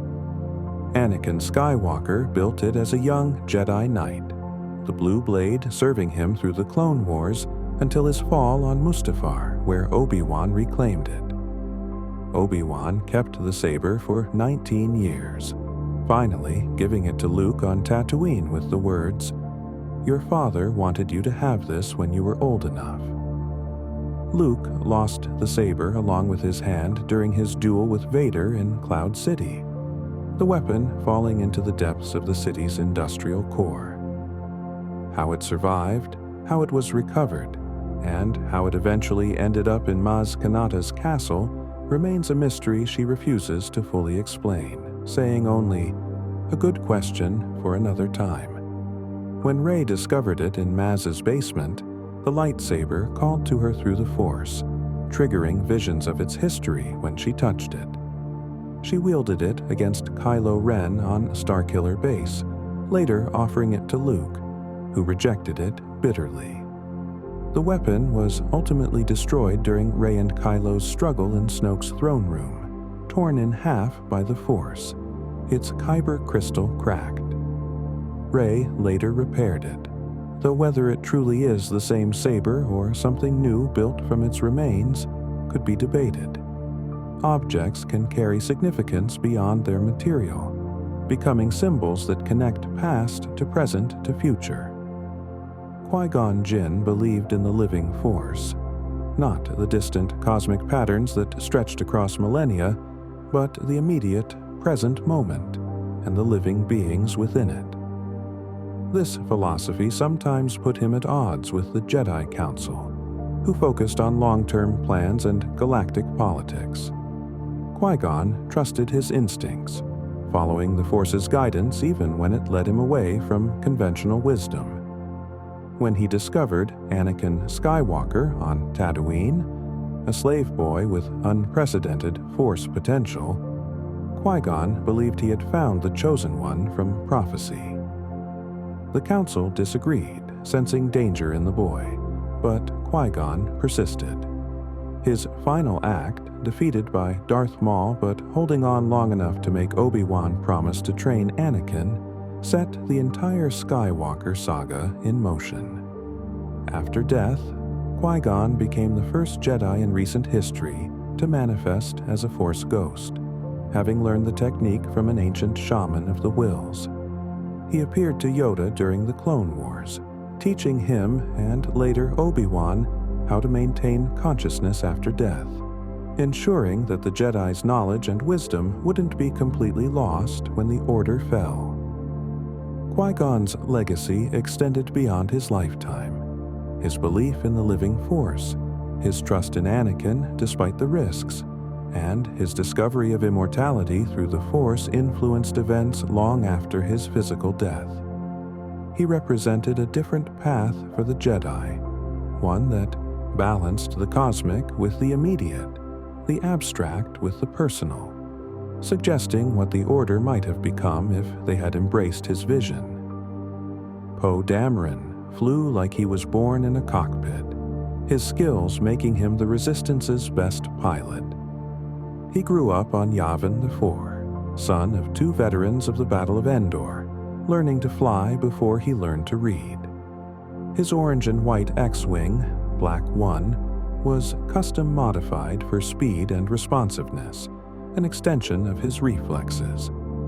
Poe could thread a fighter through spaces other pilots wouldn't attempt, his connection to his craft and his wingmates seeming almost telepathic. He undertook the mission to retrieve the map fragment showing Luke Skywalker's location, meeting with an old ally on Jakku just before the First Order attacked. Poe entrusted the map to his droid BB-8 before being captured, enduring torture at Kylo Ren's hands as the Darksider tried to rip the information from his mind. With the help of FN-2187, whom Poe nicknamed Finn, he escaped in a stolen TIE fighter, only for the fighter to crash on Jakku. Believing Finn dead, Poe returned to the Resistance and later led the attack on Starkiller Base, his flying buying time for ground teams to plant explosives. His confidence sometimes bordered on recklessness, and not all his decisions proved wise.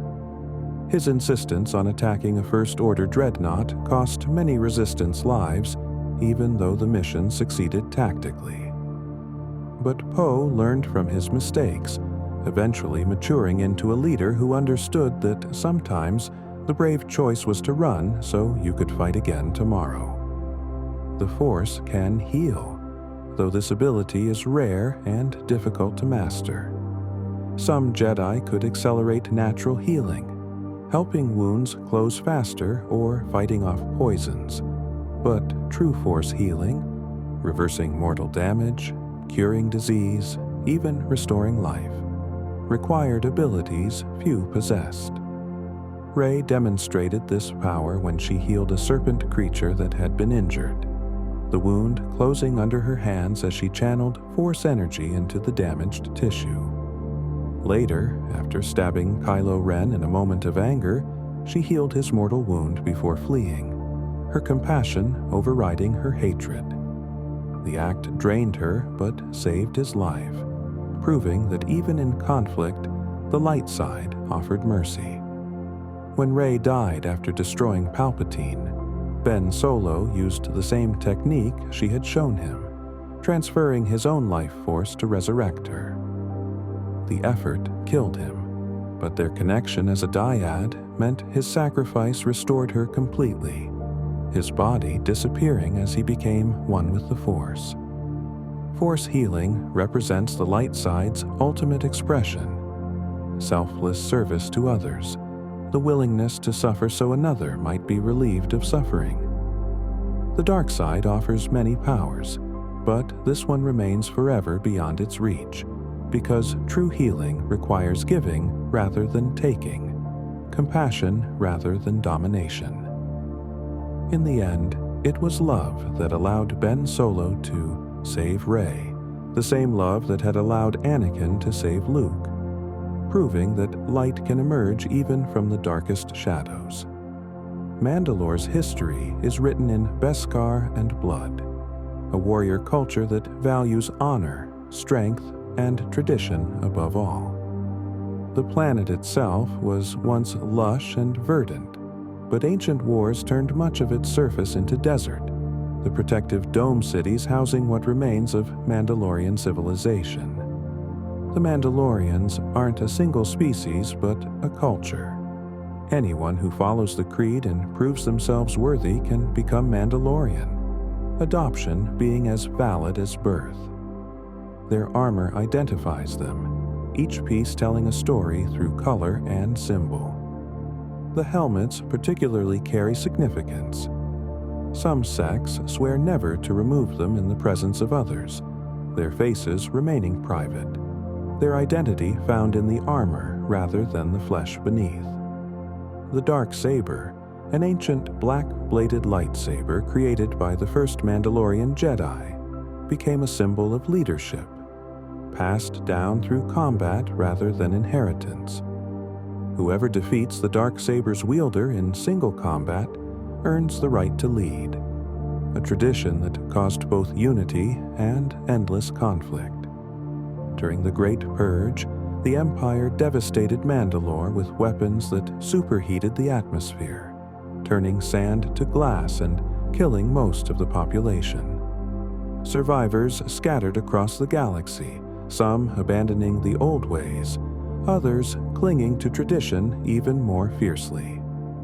The armorer, one such traditionalist, continued forging Beskar armor in hidden sanctuaries, keeping the flame of Mandalorian culture alive even as their homeworld lay in ruins. Ahsoka Tano was discovered as a young child on Shili by Jedi Master Plo Koon, her Force sensitivity evident even at age 3.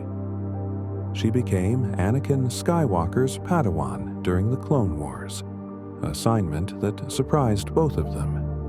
Anakin had never wanted an apprentice, and Ahsoka had to prove herself constantly to earn his respect. But they formed a deep bond, her optimism and determination balancing his intensity and fear.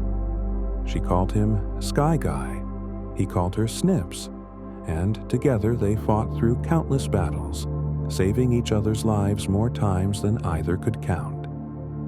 But Ahsoka's story took a tragic turn when she was framed for a bombing at the Jedi Temple.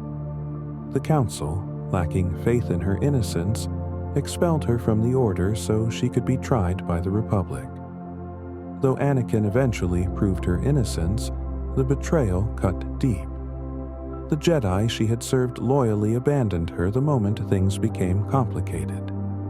She walked away from the Order, leaving behind her lightsabers and her title of Padawan. When Order 66 was executed, Ahsoka was no longer a Jedi, which likely saved her life. She survived the Purge and eventually took up lightsabers again, their blades now white. Purified kyber crystals cleansed of the dark side corruption they had carried while serving a Sith Inquisitor she defeated. Ahsoka became something new, neither Jedi nor Sith, serving the Force and helping those in need without the weight of institutional allegiance. Her confrontation with Darth Vader on Malachor revealed the terrible truth. Beneath the mask was Anakin, her former master, consumed by darkness. She nearly died in that encounter, saved only by Ezra's intervention through the world between worlds. The Battle of Endor marked the beginning of the Empire's end, though the war would continue for another year before the final defeat at Jakku. The Emperor believed the Death Star the Sengen, built in orbit around Endor's forest moon, would be invulnerable with his personal presence and a fully operational superlaser despite its incomplete exterior. The trap he laid for the rebellion was meticulous. Leak the location. Let them gather their entire fleet for a desperate attack. Then destroy them all while Imperial ground forces eliminated the shield generator protecting the station.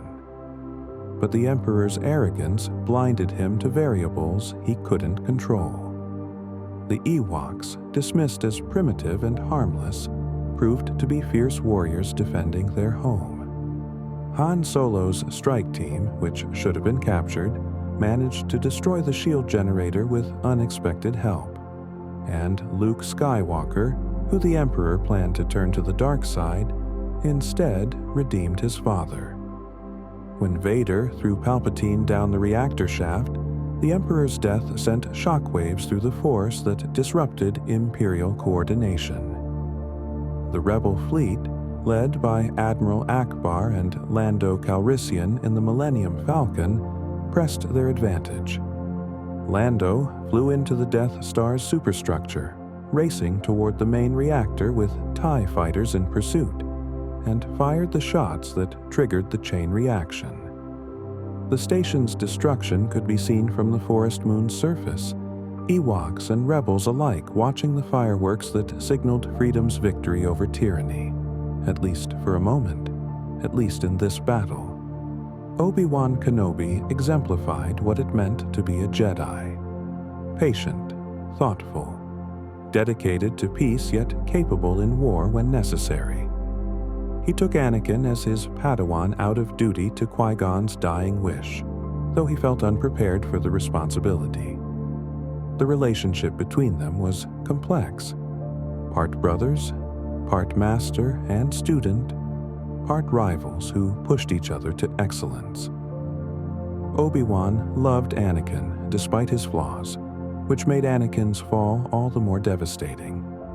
Their duel on Mustafar represented the death of brotherhood, each strike carrying the weight of betrayal and loss. When Obi-Wan left Anakin burning on the volcanic shore, he took Anakin's lightsaber and disappeared into exile on Tatooine. For 19 years, he watched over Luke from a distance, living as a hermit the locals called Old Ben, waiting for the day when he might train the boy in the Jedi arts. When that day finally came, Obi-Wan had only a short time to teach Luke the basics before his death aboard the Death Star. His duel with Vader there was less about combat than communication. The old master showing his former student that killing his physical form would only make him more powerful. When Obi-Wan allowed Vader's blade to cut him down, his body disappeared, becoming one with the Force. But his voice continued to guide Luke, appearing as a Force ghost at crucial moments, offering wisdom from beyond death. Obi-Wan's life demonstrated that being a Jedi meant sacrifice of personal desires, of attachments, and ultimately of life itself in service to others and to the Force. Geonosis is a desert world of red rock and harsh winds, its surface pocked with massive rock formations that house the insectoid Geonosians.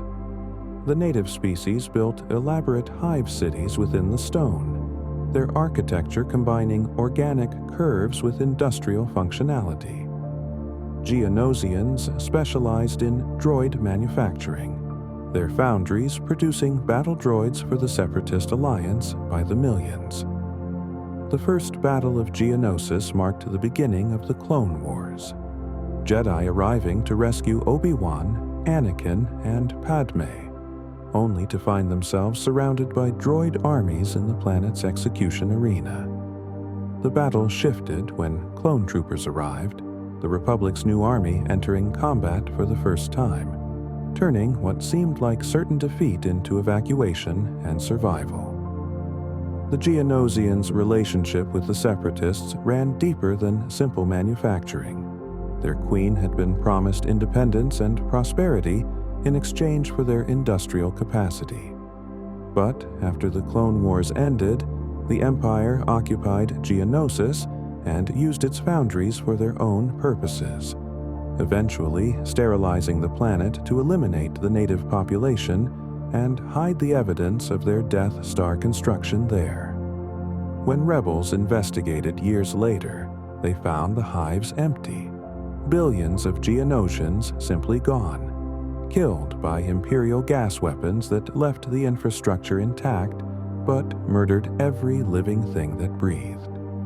The silence in those once bustling hives spoke of atrocity, of genocide committed efficiently and without remorse, another mark against the Empire's ledger of cruelty. The Force allows certain individuals to sense emotions and intentions, feeling the moods and thoughts of others like pressure against their consciousness. This ability can be overwhelming for untrained Force sensitives, a constant bombardment of other people's feelings bleeding into their own. Jedi learned to shield their minds, maintaining boundaries while still remaining open to the Force's guidance. In combat, this ability to sense intentions gave Force users seemingly precognitive reflexes. They didn't predict attacks through calculation but felt them coming through the Force, their lightsabers moving to intercept blaster bolts before conscious thought could process the threat. Some Force users could project emotions into others, creating fear or calm, trust or suspicion through subtle manipulation of the target's emotional state. This power walked a fine line.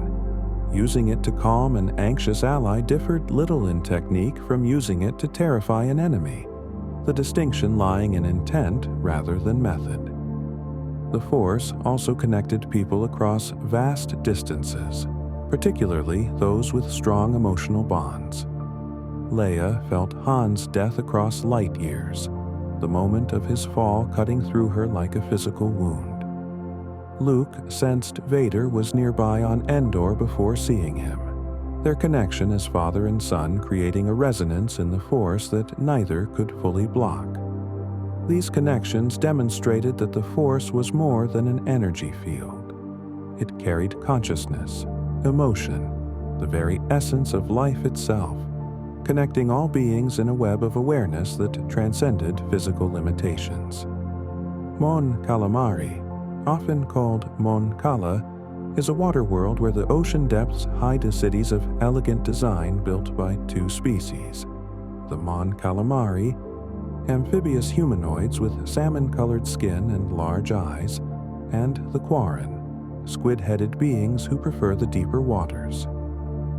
The two species maintained an uneasy coexistence, cultural differences and competing interests occasionally erupting into conflict.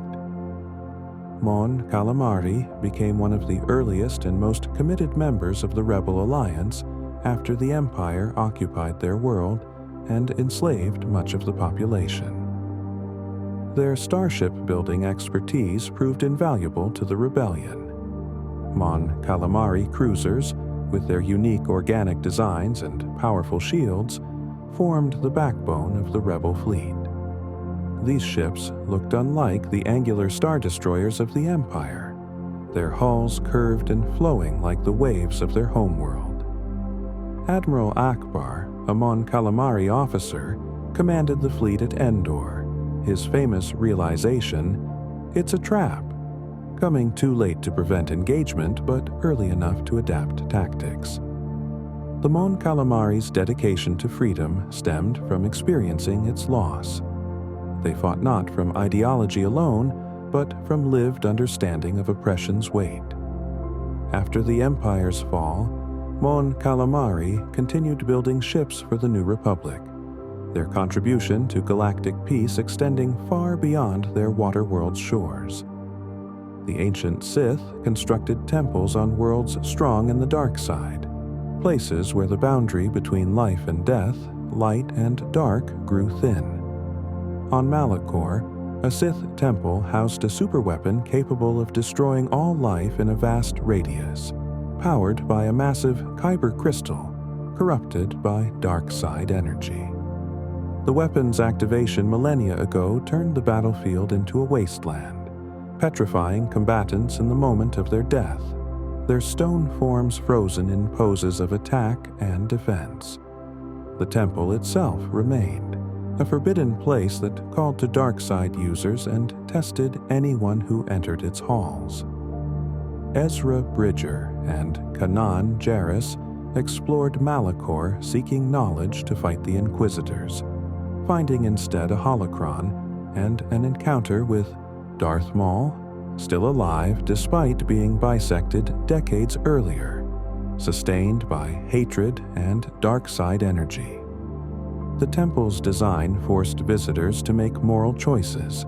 Crossing bridges required activating mechanisms that might trigger traps, and the holocron at its heart could only be accessed by balancing light and dark, by Jedi and Sith working together.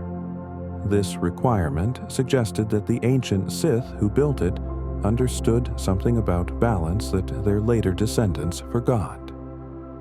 When the temple's weapon activated again, Kanan sacrificed himself to save his companions, the explosion blinding him but not diminishing his connection to the Force. His last act demonstrated that Jedi found their greatest strength not in victory, but in sacrifice, not in destroying enemies, but in protecting those they loved. The clone army represented a moral compromise the Jedi never fully reconciled. An army of slave soldiers created for war, their accelerated aging meaning their entire lives would span less than 2 decades. Each clone possessed the same face, the same body, replicated from bounty hunter Jango Fett's genetic template. Yet they insisted on their individuality through chosen names, customized armor, and specialized skills. Captain Rex served with Anakin Skywalker and Ahsoka Tano, his ARC trooper training making him more independent-minded than standard clones. Commander Cody fought alongside Obi-Wan, their partnership built on mutual respect and shared combat experiences.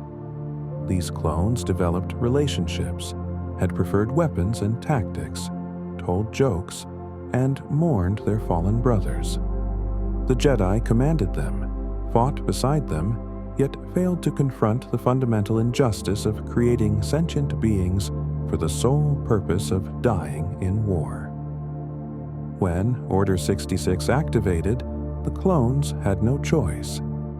The inhibitor chips in their brains overrode free will, forcing them to execute their Jedi generals regardless of personal feelings. Some clones, like Rex, had their chips removed before the order came and managed to resist. Others carried guilt for actions their bodies performed while their minds screamed in horror, trapped in their own skulls.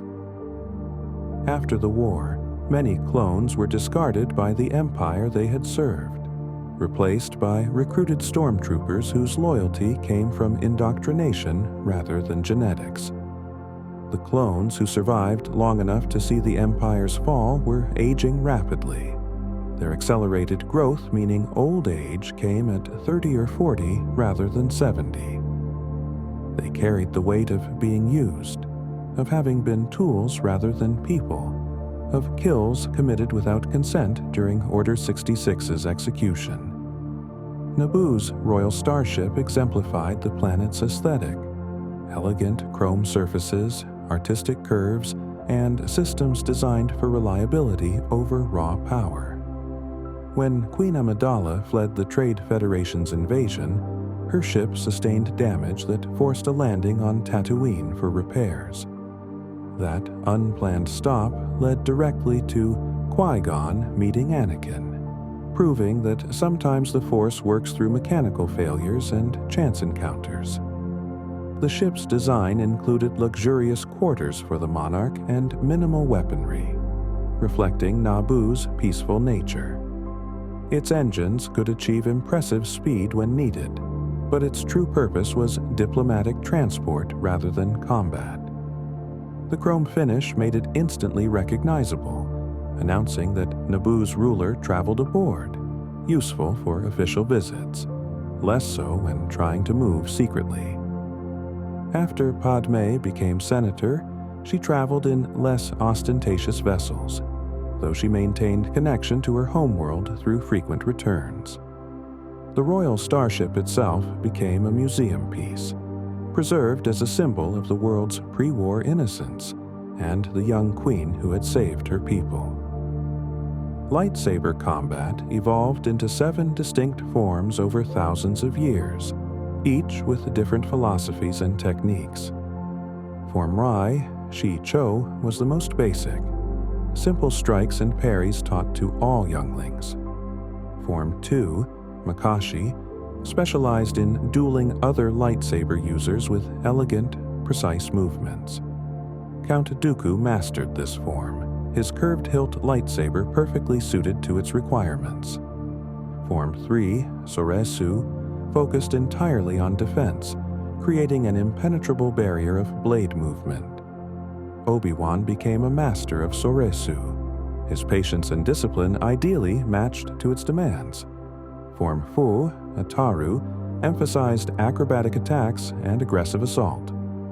Yoda, despite his small size, used Ataru's flips and spins to overcome larger opponents. Form 5 had 2 variants: Cheyenne for deflecting blaster bolts back at enemies, and Jem So for overpowering opponents through strength. Anakin Skywalker excelled at Form 5, his power and aggression finding perfect expression in its techniques.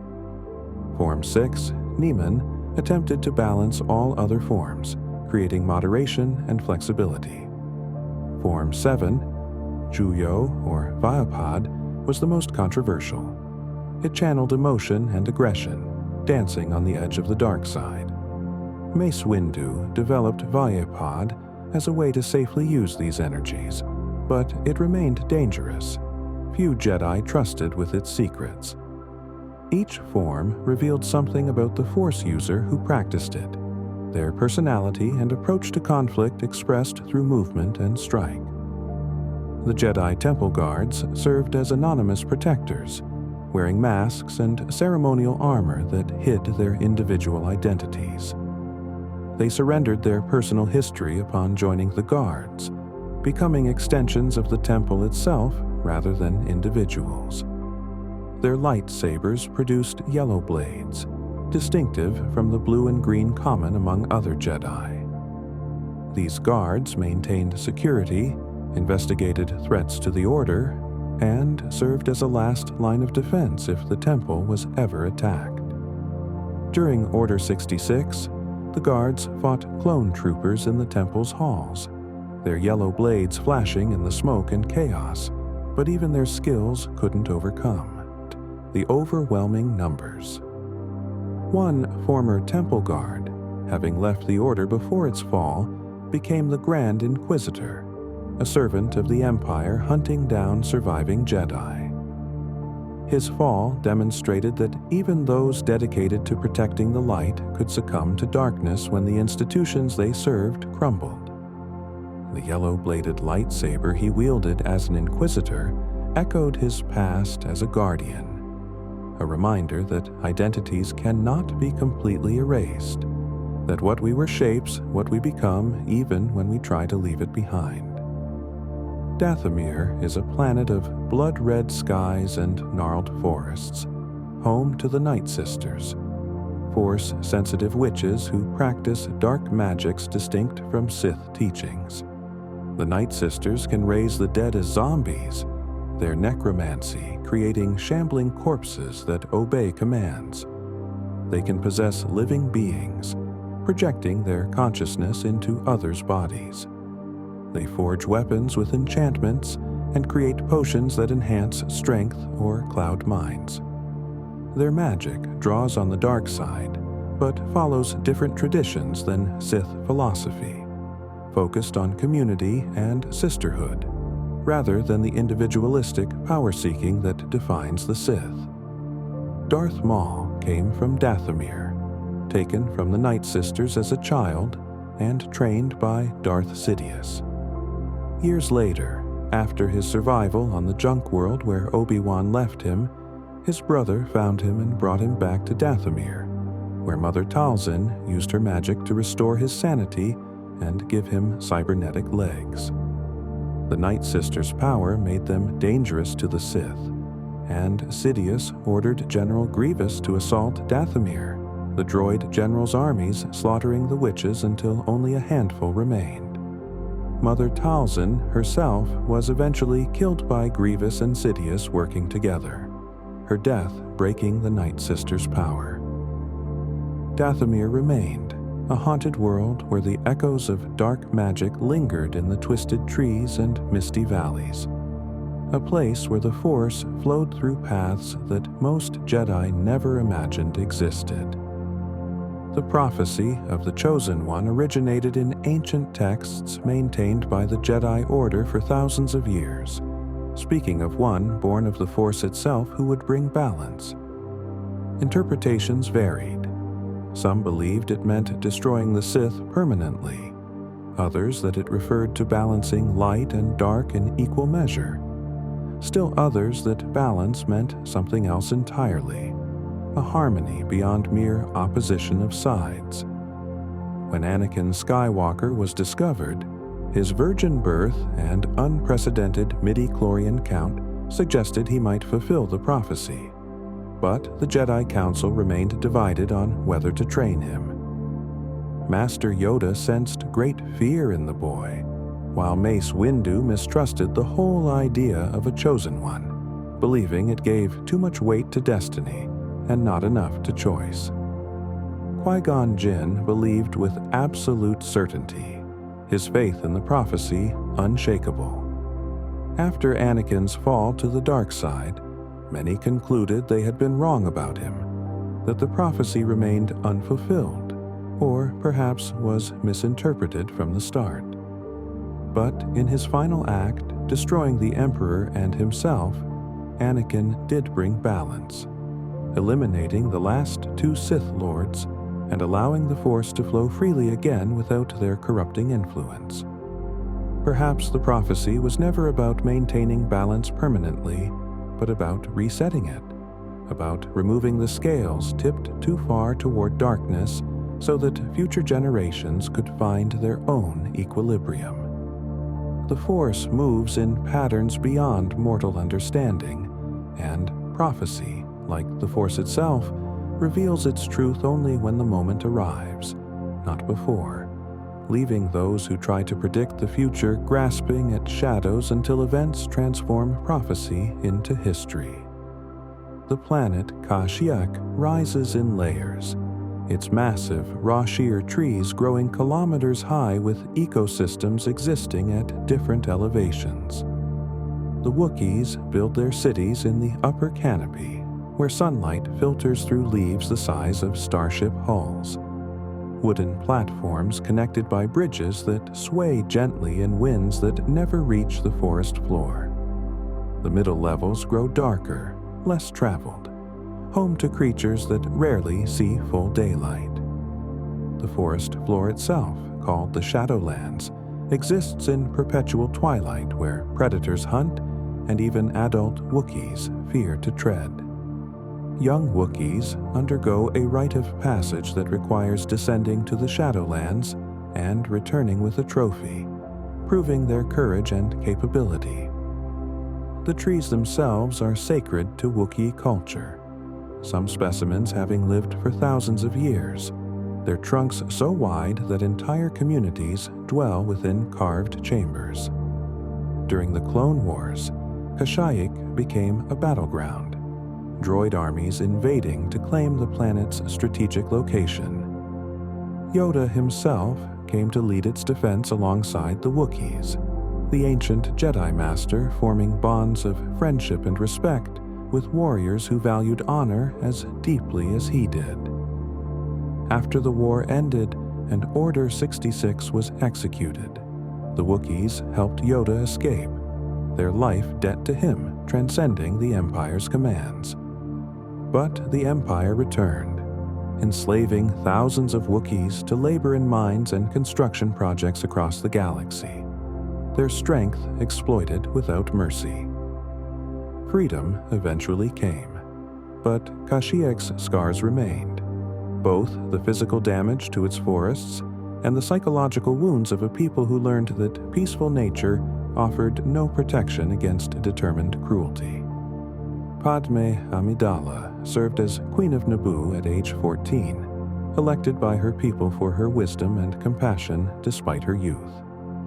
She faced the Trade Federation's invasion with courage, refusing to sign treaties that would legitimize occupation, escaping to plead her case before the Galactic Senate even as her planet suffered. Her journey to Coruscant introduced her to Anakin Skywalker, a 9-year-old slave boy whose help proved essential to her mission's success. Years later, as senator, she reconnected with Anakin, now a young Jedi, and despite the prohibition against Jedi forming attachments, they fell in love. Their secret marriage on Naboo violated everything the Jedi Order stood for, but love rarely asks permission or follows rules. Padme believed in democracy and peace, fighting political battles in the Senate, while Anakin fought physical ones on battlefields across the galaxy. She watched with growing horror as the Republican she served transformed into something darker, Chancellor Palpatine accumulating emergency powers that never seemed to end, the Senate applauding as their own authority eroded. When Anakin fell to the dark side, consumed by fear of losing her, his actions to save her instead pushed her away. She confronted him on Mustafar, begging him to stop, to see what he was becoming. His rage, manifested through force choking her, represented the ultimate betrayal.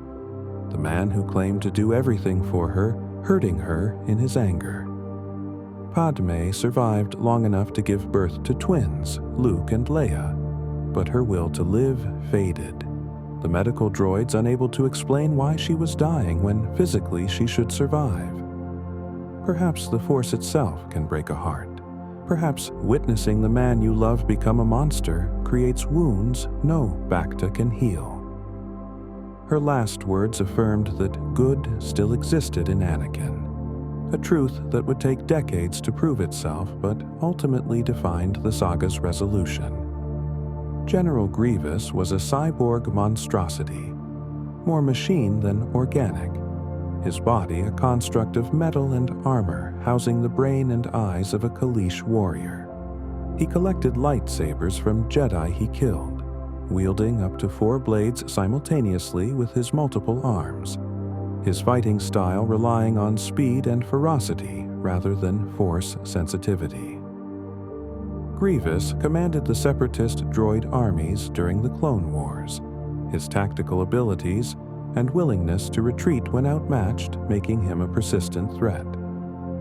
His mechanical body coughed and wheezed, damaged during a confrontation that crushed his chest plating, leaving him perpetually struggling for breath. Despite his fearsome reputation, Grievous felt fear.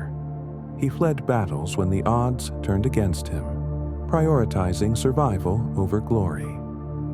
His hatred of Jedi stemmed from his past, from perceived wrongs against his people that the Jedi failed to address, twisted and amplified by Count Dooku's training. Dooku taught Grievous lightsaber combat, turning him into a Jedi killer despite his lack of Force sensitivity, proof that skill and determination could challenge Force users if applied with sufficient ruthlessness. Obi-Wan finally killed Grievous on Utapau, the droid general's body falling into flames after Obi-Wan shot his exposed organic components with a blaster. The irony of a Jedi killing with a blaster rather than a lightsaber was not lost on Obi-Wan, who remarked that such weapons were still uncivilized, his humor persisting even in deadly combat. The Rebel Alliance began not as a unified force, but as scattered cells operating independently, each group resisting the Empire in their own way, without coordination or shared resources. Senator Bail Organa of Alderaan, Mon Mothma of Chandrila, and others quietly worked to connect these cells, building trust and communication networks while maintaining plausible deniability if discovered.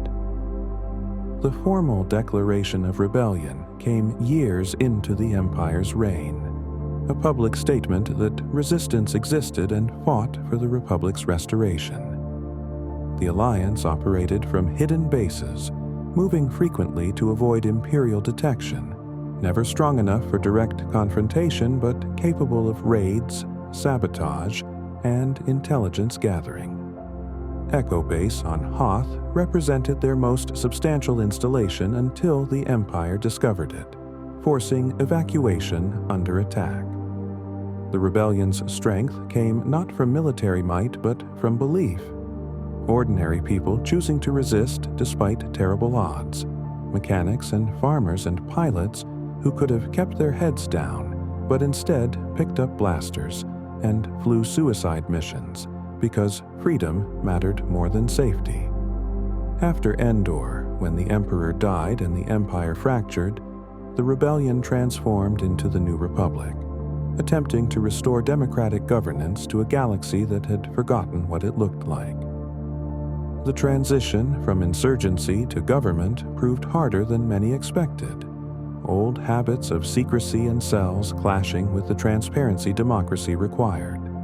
And not all Imperial forces accepted defeat, continuing to fight for years in what became less a war of armies and more a grinding conflict of holdouts and diehards, unable to accept that their empire had ended.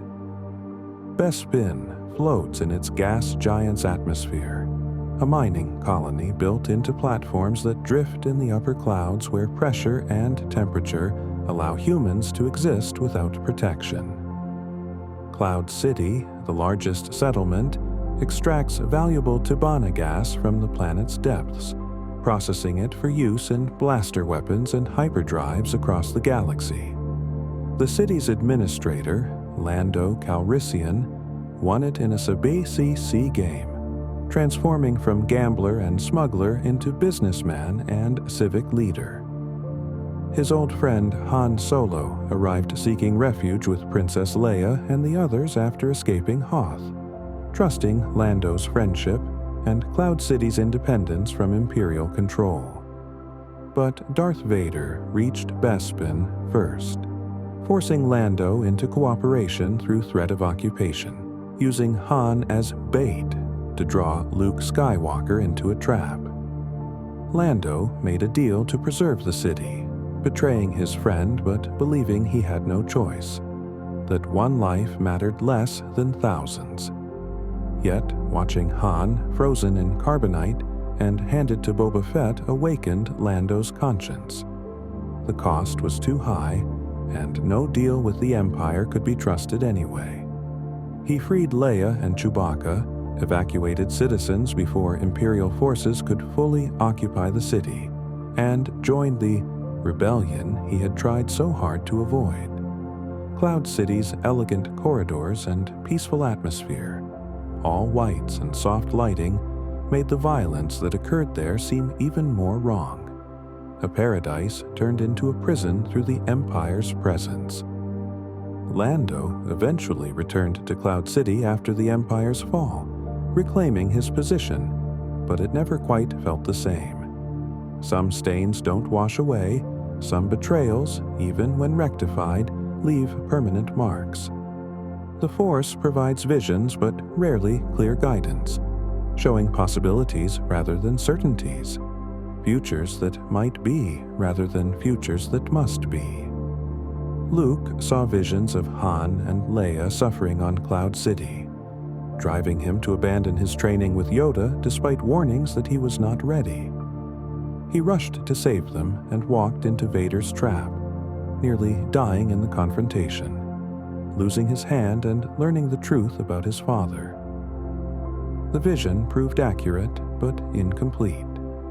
His friends did suffer, yet they escaped before his arrival, his rushing forward achieving nothing except his own injury. Rey saw visions when she touched the Skywalker lightsaber, images of corridors and battles, clouds and forests, Luke placing his mechanical hand on R2-D2, the Knights of Ren standing in rain, and finally herself as a child on Jakku being abandoned by her parents. The visions confused rather than clarified, showing disconnected moments without context or timeline. The Force seemed to be saying, "This matters, pay attention," but not explaining why or how. Some theorize that Force visions draw from the cosmic force, that vast ocean of energy that exists outside time, pulling images from potential futures and forgotten pasts, mixing them together in ways that only make sense in retrospect. Others believe visions come from within, the subconscious mind processing information through Force-enhanced intuition, creating narratives that feel like external revelation but actually originate internally. Either way, those who receive visions must interpret them carefully, understanding that the future remains unwritten, that seeing a possible outcome doesn't mean that outcome is inevitable, and that sometimes the actions taken to prevent a vision are precisely what cause it to manifest. Tatooine's twin suns set together each evening, painting the sky in colors that shift from gold to orange to deep purple before darkness finally arrives. The planet's rotation and orbital mechanics mean the suns rise and set at different times, depending on the season. Sometimes hours apart, other times nearly simultaneous. During the period when both suns shine, the heat becomes almost unbearable even for natives, the temperature climbing beyond what moisture farmers' cooling systems can fully compensate for. Luke Skywalker watched those sunsets countless times during his youth, dreaming of adventure beyond the desert, feeling trapped by obligation to his aunt and uncle who needed his help on the farm. The twin sunset became iconic, reproduced in art and holograms across the galaxy, representing longing and hope, the beauty that can exist even in harsh places, the promise that something better waits beyond the horizon. When Luke finally left Tatooine, he carried those sunsets with him, a reminder of where he came from, of the humble beginnings that preceded his transformation into a Jedi Knight.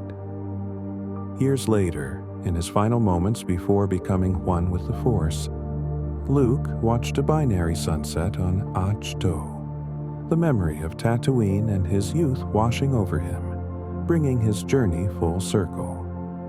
He began watching twin suns set, dreaming of adventure, and he ended watching twin suns set, having lived more adventure than that farm boy could have imagined, finding peace at last in the simple beauty of light fading into darkness. The Sarlacc pit on Tatooine is a creature that lives buried in sand, only its beaked mouth visible at the surface, surrounded by grasping tentacles that pull prey into its maw. The creature digests its meals over thousands of years, victims remaining alive and conscious during the slow consumption, their nutrients absorbed gradually while the Sarlacc's enzymes work. Jabba the Hutt used the Great Pit of Carkoon, home to a particularly large Sarlacc, as an execution method for those who displeased him, the threat of such a death keeping many in line through sheer horror. When Jabba sentenced Luke, Han, and Chewbacca to the Sarlacc, he expected to watch them die slowly, his sail barge positioned to give the best view. But Luke's plan accounted for this, R2-D2 launching his lightsaber at the crucial moment, and the prisoners fought back, turning execution into escape. Boba Fett fell into the Sarlacc during the battle, his jetpack malfunctioning and sending him tumbling into the pit, the bounty hunter apparently meeting the fate he had delivered to others. Yet Fett survived, fighting his way out of the creature's digestive system, his armor protecting him long enough to blast free and crawl into the desert. The Sarlacc, ancient and patient, continues to wait in its pit, tentacles occasionally breaking the surface to snatch unwary travelers, another of Tatooine's many dangers that make survival there an achievement in itself. Coruscant's underworld exists in the levels far below the surface, where sunlight never penetrates and the forgotten poor scratch out existences in darkness. These lower levels, sometimes called Level 1313 or below, house criminal syndicates, spice dens, and beings who fell through society's cracks. The air quality worsens with each descending level. Ventilation systems ancient or broken, the smell of decay and desperation thick enough to taste. Neon signs advertise establishments in 100 languages, their garish lights reflecting off puddles of questionable liquid pooling in broken pavement. The Jedi Temple stood in the upper levels, kilometers above this suffering, its residents largely unaware of or indifferent to the struggles happening beneath their feet. This disconnect between the Order and the galaxy's poorest represented one of many failures. How could Jedi claim to serve all when they never visited the depths, never witnessed how most beings actually lived? Ahsoka descended to these levels during her fugitive period, seeing firsthand the gap between the Republic's ideals and its reality. The lower levels taught her that the Jedi's perspective from their temple, literally looking down on the planet city, created blind spots where injustice festered unseen. After the Empire's fall, the lower levels remained much the same. New governments come and go, but those at the bottom stay there, their struggles invisible to those above, the cycle of poverty and crime perpetuating itself regardless of who sits in the Senate chambers kilometers overhead.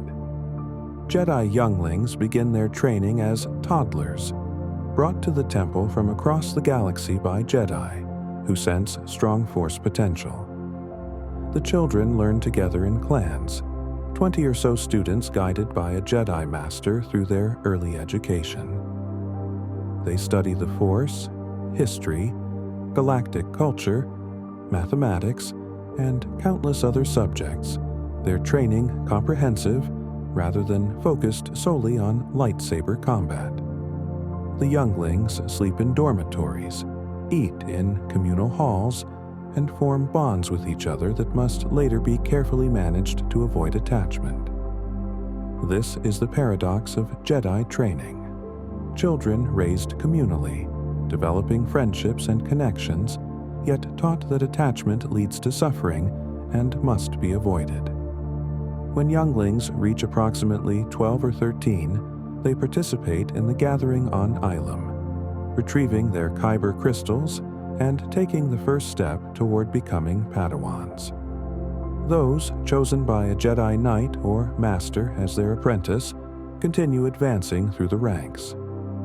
Those not chosen by a certain age join the service corps, becoming farmers, healers, explorers, or other support roles, still serving the Order, but no longer on the path to knighthood.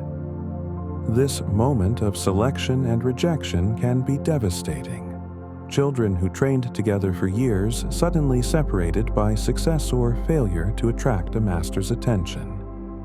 The system, for all its millennia of tradition, contained cruelties the Jedi rarely examined.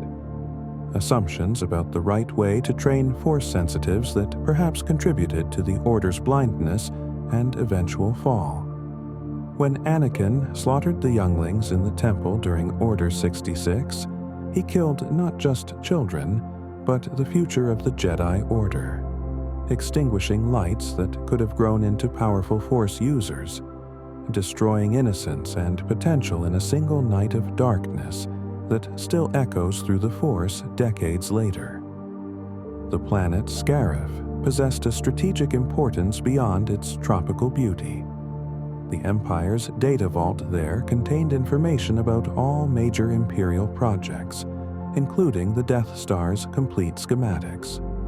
The vault itself was built into the Citadel Tower, a massive structure that dominated the island facility, its databanks storing petabytes of information under heavy security. The shield gate in orbit prevented unauthorized access, a massive station that generated a planetary shield, openings controlled by Imperial codes that changed constantly.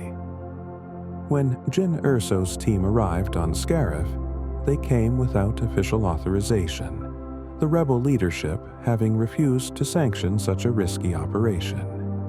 The group called themselves Rogue One, adopting the call sign without permission, acting on their own initiative because they believed the mission was necessary regardless of official approval. The plan required infiltrating the facility, locating the Death Star plans in the databank, physically retrieving them, and transmitting them to a rebel ship before Imperial forces could stop them. Every step presented nearly impossible obstacles, yet they succeeded through improvisation, sacrifice, and desperate determination. Cassian Andor and Jyn fought their way up the Citadel while their team held off reinforcements below. K-2SO, the reprogrammed Imperial droid, gave his function to buy seconds.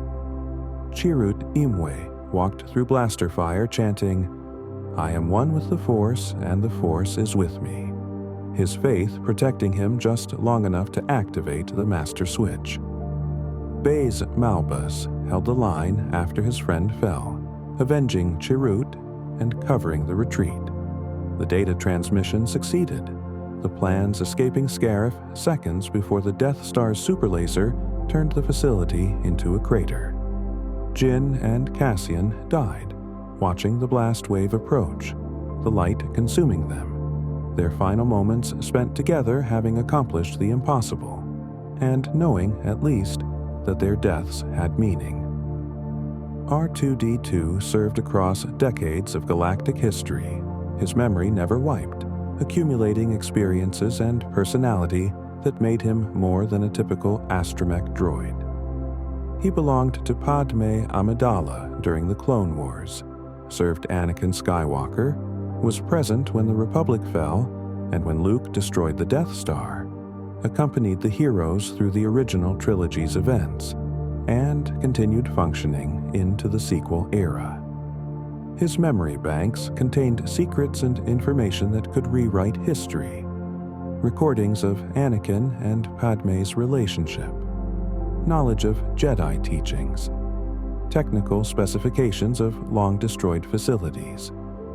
Yet R2 kept his secrets, choosing when to reveal information with something that looked remarkably like judgment and timing.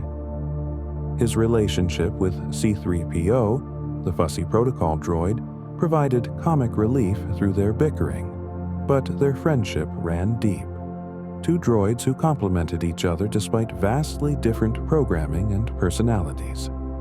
When Luke went into exile, R2 entered low-power mode, refusing to fully function as if mourning his master's loss of faith. BB-8, a newer astromech, demonstrated that droids continued to develop distinct personalities, his loyalty to Poe Dameron and determination to complete his mission reflecting the same qualities that made R2 memorable. The galaxy runs on droid labor, yet these mechanical beings receive no rights, no acknowledgement of their personhood, their memories wiped casually to prevent inconvenient personality development. R2's decades of continuous function without wipes made him an anomaly, a droid whose accumulated experiences created something approaching a soul, if such a term can apply to circuits and programming. His beeps and whistles, translated by context and companion interpretation, conveyed humor, frustration, determination, and affection. Proof that consciousness can emerge from unexpected places if given time to grow. The Battle of Scarif, though a rebel victory in terms of acquiring the Death Star plans, cost nearly every soldier who participated. The Empire's forces on the ground, supplemented by Death Troopers, elite soldiers in black armor who answered directly to Imperial intelligence, fought fiercely to prevent the data vault's compromise. 8 acts, massive walkers designed for cargo transport but armed for combat, stomped across the beaches. TIE strikers, specialized for atmospheric combat, strafed rebel positions.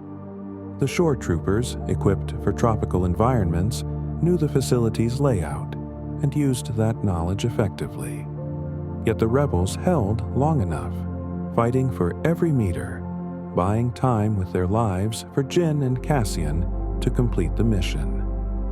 Admiral Raddus brought the rebel fleet from Yavin against orders when he learned of Rogue One's unauthorized mission, engaging the Imperial Star Destroyers in orbit and opening a gap in the shield for the transmission to escape through. His flagship, Profundity, took heavy damage, but survived long enough to receive the transmitted plans. When Darth Vader's Star Destroyer emerged from hyperspace, his personal intervention nearly stopped everything. His lightsaber cut through rebels in the Corvette's corridor, his presence radiating terror as he retrieved the stolen data disk. But the disk was passed hand to hand, soldier to soldier, each buying seconds with their life until, finally, Captain Ramus Antilles received it, and the Corvette jumped to hyperspace, escaping Vader's grasp by moments. That Corvette carried Princess Leia, who would hide the plans in R2-D2 before her capture, setting in motion the events of the original trilogy, proving that history turns on seconds, on desperate decisions made by people whose names most will never know. Ordinary beings doing extraordinary things not for glory, but because it needed doing, and they were there to do it.